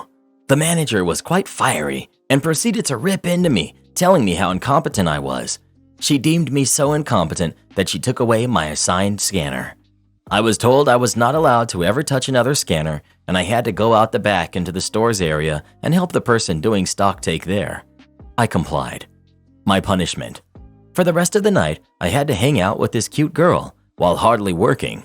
We were just chatting and joking around by ourselves. Never saw manager again that night. I was climbing around on the top of the storage shelves about 15 meters high in what seemed like Aladdin's cave of big stuffed toys. You could literally dive into the stuffed toys, there were so many. I was throwing them at her so she could scan them. She was tossing them back when she was done, like a pillow fight. It really was a terrible punishment. After all, I couldn't scan them. That would be too much responsibility for someone like me. Am I the jerk for kicking out a very vocal, child-free flatmate after my wife got pregnant? Basically, my wife and I, 29 male, 24 female, bought our own house a couple of years ago and got 2 flatmates in to help pay the mortgage. 2 bedrooms plus en-suite for us to use, 1 bedroom each plus shared bathroom for the 2 flatmates. One flatmate, Alex, pretty much keeps to herself. The other one, Caitlin, who's 32, is quite strongly opinionated and much more social. Caitlin is also child-free and occasionally very vocal about it, as in it's not constant, but when something child-related comes up, she will interject without fail. Anyway, wife and I were finally successful in conceiving and decided to tell both of our flatmates 3 months into the pregnancy. We chose 3 months as we didn't want to announce it to anyone too early in case anything happened, but also wanted to give flatmates plenty of time to find somewhere else if they, understandably, didn't want to live with a newborn. In the end, both said they wanted to stay flatting with us as the location is good and the house is a new build. Most houses in my country are cold and damp, turn-of-the-century wooden cottages. Anyway, almost immediately after this, Caitlin begins making snide remarks about our soon-to-be-born child. Things like she should get a discount on rent for putting up with a baby. She's not going to get any sleep with a baby in the house. We should have told them we were trying, etc. At first, my wife just brushed these off, though I did have a word with Caitlin that they're not appreciated. Since then, the snide remarks became more frequent and rude. Example, calling us selfish for bringing another child into the world, saying our social lives are going to be over, etc. After a couple months in this, I decided that I didn't want to put up with this kind of negativity in what will be a very stressful but also special time of my life. I consulted with my wife and with her support have decided to kick Caitlin out of our house. As a flatmate without a formal signed rental agreement, she actually has no tenancy rights in my country, though I still opted to give her a month to find a new place as a sign of good faith. Caitlin is throwing a fit, saying I'm being unfair, that since she pays rent, she should have a say in the direction of the household, and that we were selfish for having a kid without even telling our flatmates. Alex is on the fence though, has expressed that I'm being a bit unfair to Caitlin. Wife, as I said, fully supports me, though she's less annoyed by her behavior than myself, if I'm being honest. So yeah, am I the jerk? There are two types of child-free people. One just doesn't wish to have kids, but they accept that they're part of life and usually enjoy interacting with them. The second type can't stand kids and makes everyone around them miserable. Your flatmate is the latter. If she stayed, she would get even more obnoxious after the baby arrives. I mean, how dare she say that you should consult her about your family planning? Kick her out in good conscience, not the jerk. My sister dined and dashed at a restaurant. I refused to pay her bill and gave them her information. This happened last night. My sister and her boyfriend recently moved to a town next to mine. I was excited as we'll be able to see more of each other now. Nearby, there's a downtown center that has a lot of shopping, restaurants, galleries, etc. There's one upscale restaurant that both my husband and I love. A dinner for two will run you about $200 to $250, so it's not a place we frequently go to. My sister called me last week and invited us out to dinner with them at the restaurant last night. I reminded her it was an upscale place and to take a look at the menu beforehand because they are pricey and we can go somewhere else, tons of other great places. She said they still wanted to go. We hadn't been there in a while, so we accepted. Dinner was great. At the end of the meal, my sister excuses herself to the bathroom, and when she doesn't come back, relatively soon, her boyfriend goes to find her. After a while, neither of them come back. We go to check for them, and they're gone. I call and text her, and she texts back that they've left, but thanks for dinner. It was just as amazing as you said it would be. I asked her what she meant, but no response. I texted again, asking if she really just stuck us with the bill, and no response. I then texted that I never agreed to pay for them, and that she had 30 minutes to come back to the restaurant, or I'll give the restaurant all her information, and they will likely involve the police. No response. At the 30-minute mark, I called and texted and got no response, so I stayed true to my word. I paid for mine and my husband's portion and gave all her information to the manager for their portion and then left. The next day, she called me back, upset that she's been getting calls from the restaurant asking her to come pay or they'll contact the police. I said I'm not surprised since she skipped out on her bill. She said she thought I was paying the tab since I've paid for our dinners in the past. I've paid for her plus me only dinners, where the total tab was $60 max. I said this was obviously different than the other times we met for dinner. This was all four of us and at an upscale restaurant. I was not paying the $450 tab and she had to cover her portion. I reminded her that she invited us out and chose the restaurant. I specifically asked if she wanted to go somewhere else, but she's the one who insisted on going to this restaurant. I never agreed to pay for everyone. She then said she thought I'd just pay, but when I asked the waiter for separate checks, she realized I wasn't and left for the bathroom planning to ditch. I said that since the restaurant hadn't contacted the police yet, all she had to do was go in and pay, and it would be settled. She didn't want to do that because it would be too embarrassing and asked me to cover it. I again said no and that she had to take care of it. Our family has gotten involved and I'm being pressured to just pay the bill. Am I the jerk if I don't and let the restaurant call the police? Clearly, I will not be paying for anything ever again. Edit. Only answering a few questions as I'm seeing that I'm not the jerk and it's only been less than an hour. This event really made me feel like a piggy bank and not a sister, which is the most upsetting. We are all early to mid-30s. She's never really been this terrible, But she has almost always found a way to bring my salary into conversations. For example, the first time I met her boyfriend, we were talking about cars as he just bought a brand new car. I said I'd like to get into a new car, but that I can't afford it right now. True, I'm a saver and not a spender. And her response was, "You make this much. You can definitely afford that car." This event really made me feel like a piggy bank and not a sister, which is the most upsetting. Not the jerk. Your sister and her boyfriend's behavior was so gross. It is commonly understood that the assumption is that the bill will be split unless previously agreed that one person is paying. Tell your family to pay her bill if they are so concerned. Not the jerk. Why doesn't the family that's pressuring you pay for the bill? Not the jerk. She admitted that when you asked for 2 checks, she decided to ditch you.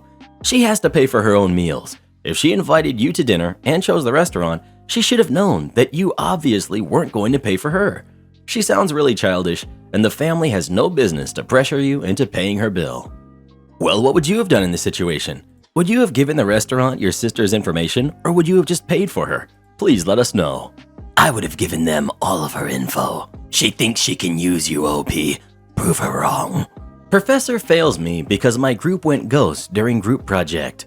So I was in a speech class. It was my last semester, completely online due to lockdown. Our professor assigned us a group speech that we were to record and send to him by the due date. I thought it would be easy enough as he gave us 2 weeks to work on it, and group speeches weren't anything new to me. He even made separate discussion boards for our groups that we could use to communicate. This project was worth 30% of our grades, so failing this project meant you would pretty much fail the course.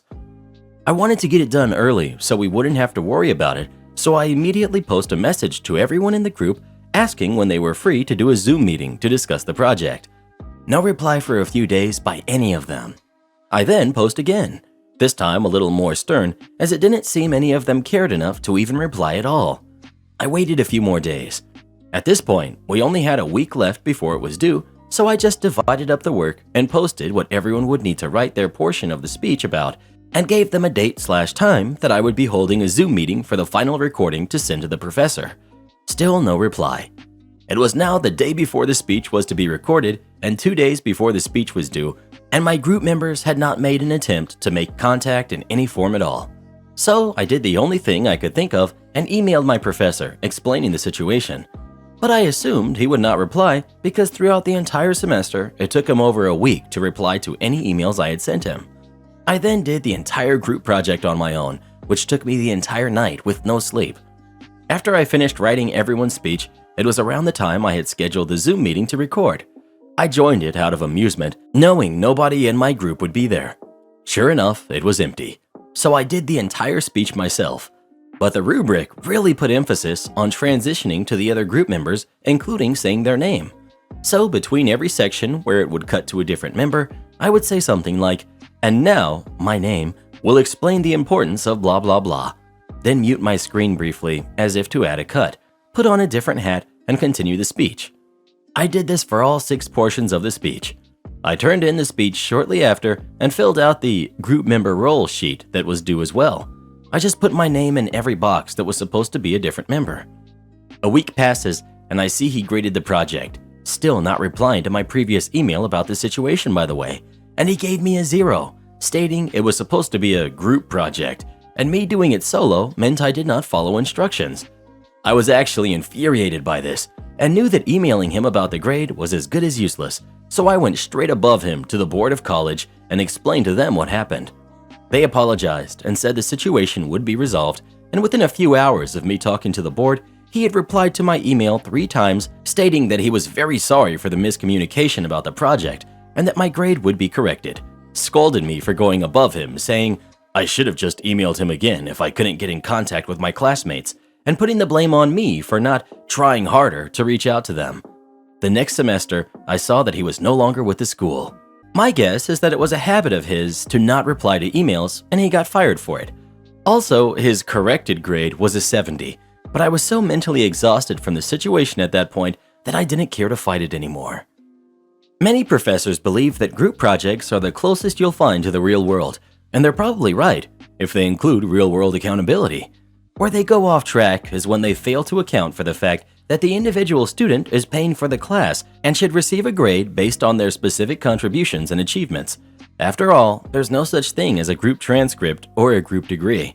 It's unfair and unreasonable to punish a diligent student for the inaction of lazy students if they haven't simultaneously provided a mechanism for the diligent student to hold their lazy peers accountable. If one person manages to produce an adequate result in spite of others not doing their part, I'd give them maximum credit. If they produce a superior result, I'd give extra credit. If they were unable to produce a viable result and could demonstrate that this was primarily because others refused to participate, I'd simply not count that assignment as part of their final grade. Steal my essay? Lose your full ride scholarship. I, 19 female, am a sophomore in college, and I have a friend, Tia, who's 18. She's in high school and applying for colleges and scholarships. I helped her throughout the college process, and she ended up getting into her top college, and she got a full ride scholarship. I was happy for her until recently. I was talking to a mutual friend of ours, and she started gushing about how Tia's essay was so heartfelt and beautiful. I asked to see it because I thought she had just forgotten to show me. She showed me many of her essay drafts, but as I was reading it, I was completely taken aback. The essay was one of my college essay drafts, which I had shown to Tia for reference on writing techniques only. I made this clear. I was livid. The essay was really personal, and she barely even tweaked it up. It was almost entirely copied and pasted. I trusted her with it, and this is what she did. In a fit of rage, I gathered all of the evidence of me helping her with her college process, including evidence of me sending the specific essay to her, and I showed it to the school. She not only lost her scholarship, but she also lost her seat in the school. Now people are calling me dramatic and shaming me for robbing her of her education. She's the only person in her family to get into college and receive an academic and athletic scholarship, so everyone was rooting for her, including me at one time. And while I didn't expect the outcome to be so severe, it was. Right now I feel bad. I feel terrible. I feel like she took advantage of me, but I didn't want to be the cause of something so horrible. I did myself a justice, but at the cost of someone's dreams. Now I'm wondering if what I did was justified or not. Am I the jerk? I'm probably going to get downvoted, but not the jerk. If she's plagiarizing just to get in, she's definitely not going to survive her first semester in college. Most colleges have a no-nonsense policy with stealing other people's work. I've seen a lot of my peers who just forgot to cite their source properly for their quotes, and they got in trouble with the school for it. So yeah, not the jerk. Agreed. If Tia couldn't honestly get into her dream school on her merit alone, she wouldn't survive it without extensive nepotism and/or wealth, which I'm assuming she doesn't have. Frankly, getting in is the hardest part in my opinion. Yikes. This may not end up being popular, but not the jerk. If Tia really copied your story, then that would be plagiarism, and it's a dishonest way of getting into college. It sucks she lost her acceptance and full ride, but she didn't really earn it in the first place if she cheated to get in. Well, who do you think is the jerk? OP or Tia? Please let us know. You copy my work, you bet your butt I'm reporting you. I don't want the car. First off, my dad was a great man. He was just dumb sometimes. So, background. I'm one of the youngest from a very large family. My mom passed when I was 10. My dad, bless his heart, was from the generation where the man worked and the woman took care of everything at home. When my mom passed, the responsibility of everything at home fell to the kids. By the time I was 11, I was regularly cooking dinner for 8 to 10 people. I had a long list of chores. Truly, it was fine. I'm sure I pitied myself some because my friends didn't have these responsibilities, but I really had a great childhood, minus my mom passing. When I was 16, my dad got me a car. I paid for gas with babysitting money. My dad paid for insurance and maintenance. I had to get my little sister and myself to and from school. I had to do the grocery shopping. I had to get the two of us to practices and meets. I had to run chores. I was responsible for driving her wherever she needed to go. My day consisted of getting to school, getting home, grocery store, making dinner if it was my turn, homework, practice, bed. Meets were on weekends. I never went out. I was never in trouble. I was an honor student. I'm not trying to toot my own horn, but I was a good kid. All was well, relatively. And then my dad got a new girlfriend. Her kids were in high school with me. She told him that if I got to have a car, I should be fully responsible for it. After all, her kids were. So my dad sat me down and said, I've decided that if you want a car, you have to pay for it. I expect you to take over payments, maintenance, and insurance. I told him I couldn't afford that. He told me I'd have to get a job. I said I had no time for a job. He told me I'd have to figure it out. So, cue malicious compliance. Guess what? I went and got my keys and handed them to him. I told him I didn't want the car anymore. He was a little shocked, but I guess he thought I'd come crawling back for it soon. The next morning, my sister and I missed the bus. I had to wake him up so he could drive us to school. He was ticked. We got a ride home from school. At 5:30, when dinner was supposed to be on the table, I was reading on the couch. He came home. "Where's dinner?" I said, "Oh, I didn't have a car to get to the store. I'm sure there are some leftovers you can heat up." He told me I'd have to start walking to the store. I told him I didn't have time. Finals were coming up. Didn't he care about my grades? An hour later, I told him it was time for practice. My sister and I needed a ride to and from practice. He told me to call a friend. Sorry, I can't. No one on the team lives in this town. It would be really out of the way for anyone else. He drove us. Then he picked us up, silently fuming the whole way. The next morning, oops, we missed the bus again. I had to wake him up again. Plus, he had no orange juice in the morning, on account of no one going to the store. Once again, no dinner on the table. He had to drive me to the store when he got home. Once again, we needed a ride to practice. I informed him that the meet that weekend was an hour away, and we had to be there at 9. That was enough for him. It was probably the most parenting he had done in 30 years of being a father. He called me to the top of the stairs. He tossed my car keys to me. "I've decided you can have your car back. I'll pay for half of the payments and half of the insurance. You can only use it for school, practice, meets, chores, and driving your sister." I laughed, tossed the keys back, and said, "That's all I use it for anyway. I don't want the car. Sell it." 5 minutes later, he's screaming my name from the bottom of the stairs. He overhand whips the keys up the stairs. Y'all, my dad never got mad. His new deal was he'd pay for everything but gas, but I wasn't allowed any personal use of the car. I said, "So I have to pay to do chores and I get no benefit from it? No thank you." And I tossed the keys back down the stairs. Half an hour later, he demands my presence in the living room. He calmly said he would pay for everything but gas. I'd have the use of the car when I wanted, but I had to do all the stuff I'd previously been doing without complaint until his girlfriend got into his head. He didn't phrase it like that, of course. Then he said, "I hope you learned a lesson here." I did. I certainly did. Y'all, please refrain from calling my dad names. He passed several years ago. I loved him very much, and you're bumming me out. He raised us to the best of his abilities, and all his kids are happy, fairly successful, and very, very close. Please just enjoy the story of malicious compliance and teenage triumph. Am I the jerk for buying my son an apartment behind his dad's back? My son, Aiden, who's 23, moved back in with us upon graduating college as my husband wanted. My husband's original plan was to have Aiden live with us for free, but stay home and help with his disabled younger brother, who's 16. Aiden started complaining about needing money and wanted to find a job. My husband was against this and even offered to double his allowance, but Aiden was growing tired of staying at home. So he began looking for jobs here and there for over a year, but none of his job applications came through. He'd just apply and they never got back to him.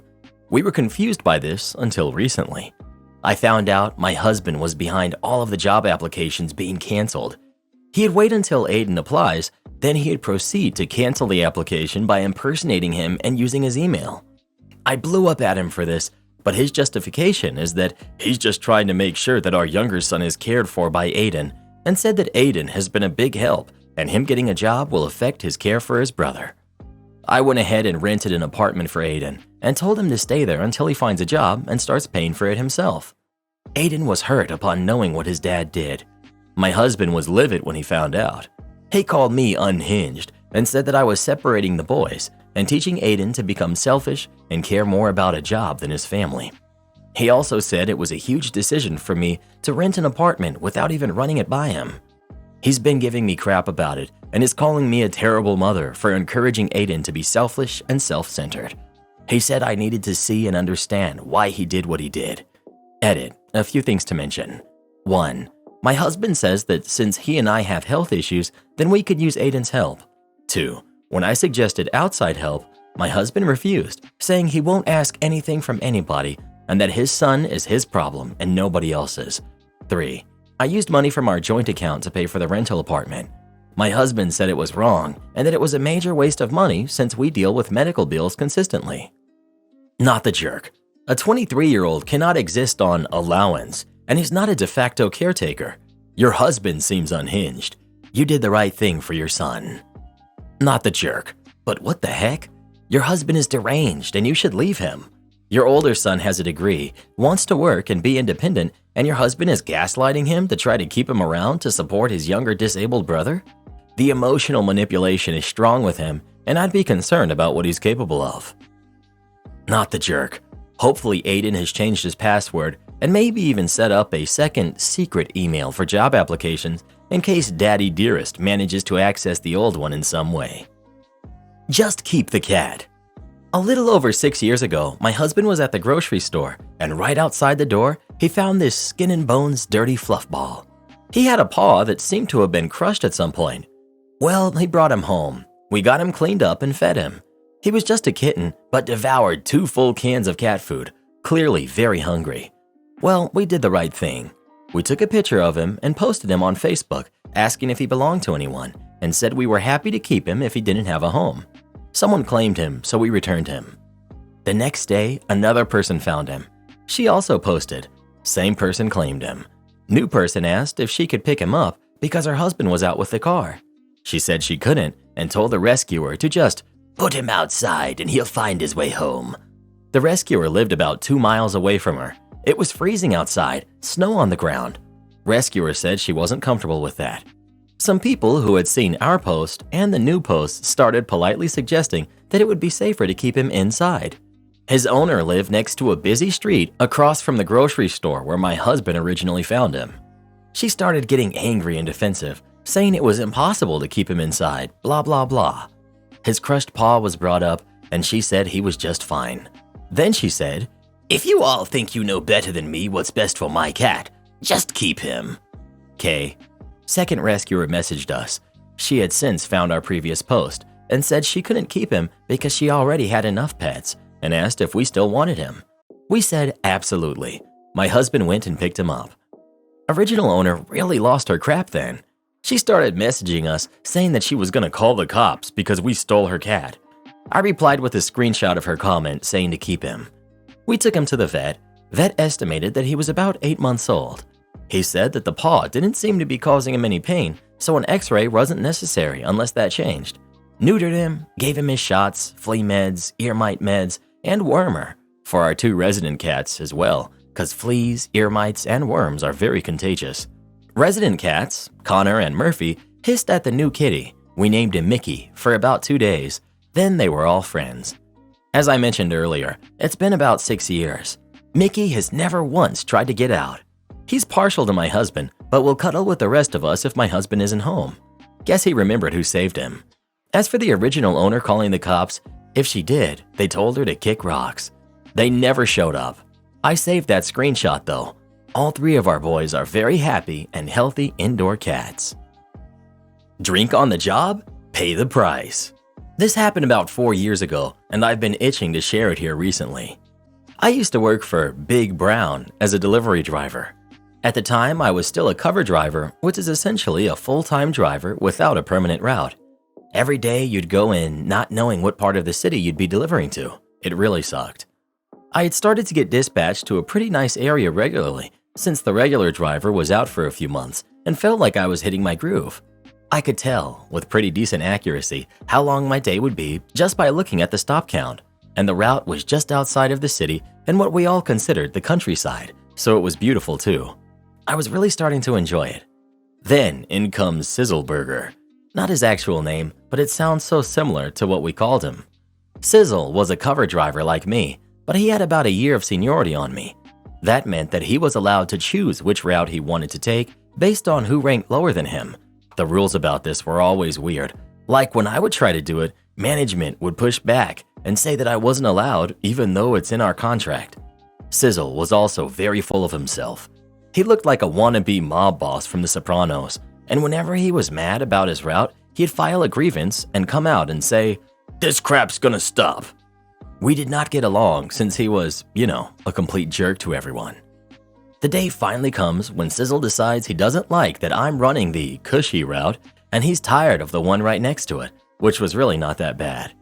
I had looked at the dispatch list and did my little time calculation, so I knew that I could finish his route faster than I could the cushy route, so I patiently complied and went to work. It's getting towards the end of the day. I had maybe 5 stops left when I get a call from my supervisor. "Hey, Robot Turkey, you're really not gonna like this, but I need you to go take 30 stops off of Sizzleburger because he has 70 stops left." Me, you gotta be kidding me. You know he bumped me from the route this morning. I know. He's been on our last nerve with the grievances, so just go take the stops, and I promise you won't get bumped by him again. I knew he must have gone out on the route and at some point realized that he picked the worst route for the day based on stop count. But to have 70 stops left at around 7 o'clock meant he had been sitting on his butt for half the day. But again, I complied and went to meet up with Sizzle. I pull up to his truck and I open the door. Immediately, I'm hit with a smell like walking into a bar at 2 a.m. when all the beer is drying up on the floor. I look at him and he's obviously drunk, an alcoholic drunk, like he thinks he can hide it, but his eyes were so bloodshot it was just pathetic. I say nothing while he tries to play down the fact that I'm helping him on the route he bumped me from. I take my boxes and leave. If this was another job, I might not feel so passionate about this, but as a truck driver, I have zero tolerance for anyone getting behind the wheel intoxicated, especially driving the huge trucks that we did. After I left, I call my buddy, who is another driver with a lot of seniority, and ask what I should do. He says he'll call the supervisor and that I should finish the stops I had. About 10 minutes later, I get a call from the supervisor again. "Supervisor, hey, we know what's going on, and I just wanted to let you know Sizzleburger will no longer be working for us. We've been waiting for actual proof that he's been drinking on the job, and you just gave it to us, so good job. And we're sending 2 more guys to split up the route. In his own words, this crap's gonna stop. You should have called the cops and had them pull him over in the delivery truck. It may have caused some problems for your company, but if your company thought he was drinking on the job and they were just waiting for proof instead of being proactive, like sending a supervisor out into the field with a breathalyzer and pulling his truck over and telling him to blow, they deserve it. They put many, many lives at risk."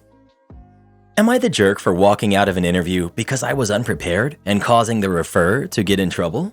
I, female 18, live at home with my parents and attend community college so I can save up to transfer. My big sister, who's 21, also lives at home but goes to a real college nearby. Her words. I've been looking for a part-time job and asked my sister if the restaurant she waitresses at has any openings. She said maybe, but that was a few weeks ago and I never followed up. Cut to the issue. She came to my room last week and asked me if I wanted to get lunch with her, and I said sure. I assumed we'd just go through drive-thru, so I wore fuzzy slippers, the outdoor kind, sweatpants, a high school t-shirt, and my hair was kinda dirty in a bun. I wasn't expecting to see anyone. We've only ever gotten fast food together. We only eat at sit-down places with our parents. We pulled up to her restaurant, and I told her I wasn't really dressed for that, so could we eat somewhere else? She said not to worry about it, and we went in. She immediately went to say hi to her friend at the hostess stand and left me with her manager. I thought it was weird that the manager was standing in the front until she told me I was there for an interview. Apparently, my sister did get me an interview, but thought it would be hilarious to embarrass me in front of her coworkers by catching me off guard. I was so shaken that I immediately said, "Sorry, I wasn't expecting this," turned around and just left. At the time, my sister couldn't stop laughing and didn't say much, but apparently she's now facing consequences at work because our manager is really upset at having her time wasted and thought what my sister did was unprofessional and not funny. I don't think she'll get fired, but she had her hours reduced and a formal write-up. Now my sister is blaming me for making her look bad by not going through with the interview. Her friends have called me mean names, making me feel horrible, but I'm so torn. I haven't told my parents yet because I'm really embarrassed and I don't want to get in trouble. My friends are split between thinking I should have tried to be strong and finish the interview, but others are supportive of my decision. I don't know anymore. I'm just really confused. Not the jerk. Your sister attempted to humiliate you for a laugh, and her boss reacted predictably to her unprofessional, terrible behavior. Actions meet consequences. Exactly. OP, you're not the jerk, but your sister is. She doesn't tell you about the interview, wants you to be humiliated and laugh at you with her friends. Karma got her good, and I'm glad the manager saw through it. But OP, stand up for yourself. Don't let her bully you. Not the jerk. It was your sister who put you in this situation. She thought it would be funny to humiliate you. I find jokes about you funny. Why don't you find jokes about you funny? So how is it your fault at all? Take my laptop home? Sure. Working in a small company in the Netherlands as a warehouse manager for over 3.5 years. I'm leading a team of 5 people doing the physical work, and I basically take care of all administrative work regarding import and export. During lockdown, some people were forced to leave, and their jobs were divided among the other staff. Some left without leaving important information regarding their work, which left us with a lot of extra work. Because of that, our boss made it so that everyone needed to assign someone as their deputy. This way, there would always be someone to do the work needed. I had a guy from our warehouse, I'll call him Steve, who I taught how to arrange export, receive stock, etc. Steve would do that when I wasn't free. In the beginning, I had not yet taught Steve everything, and he would not respond to incoming emails on my computer. During this time, all of our computers were replaced by new laptops so everybody could work from home if necessary. One day, I had taken a day off, and an email came in from sales who were working at home with an urgent order to be taken care of. A customer needed a piece of equipment for a machine of theirs, and it had to be sent the same day to be delivered the next. Machine stopped working, costing the customer a lot of money.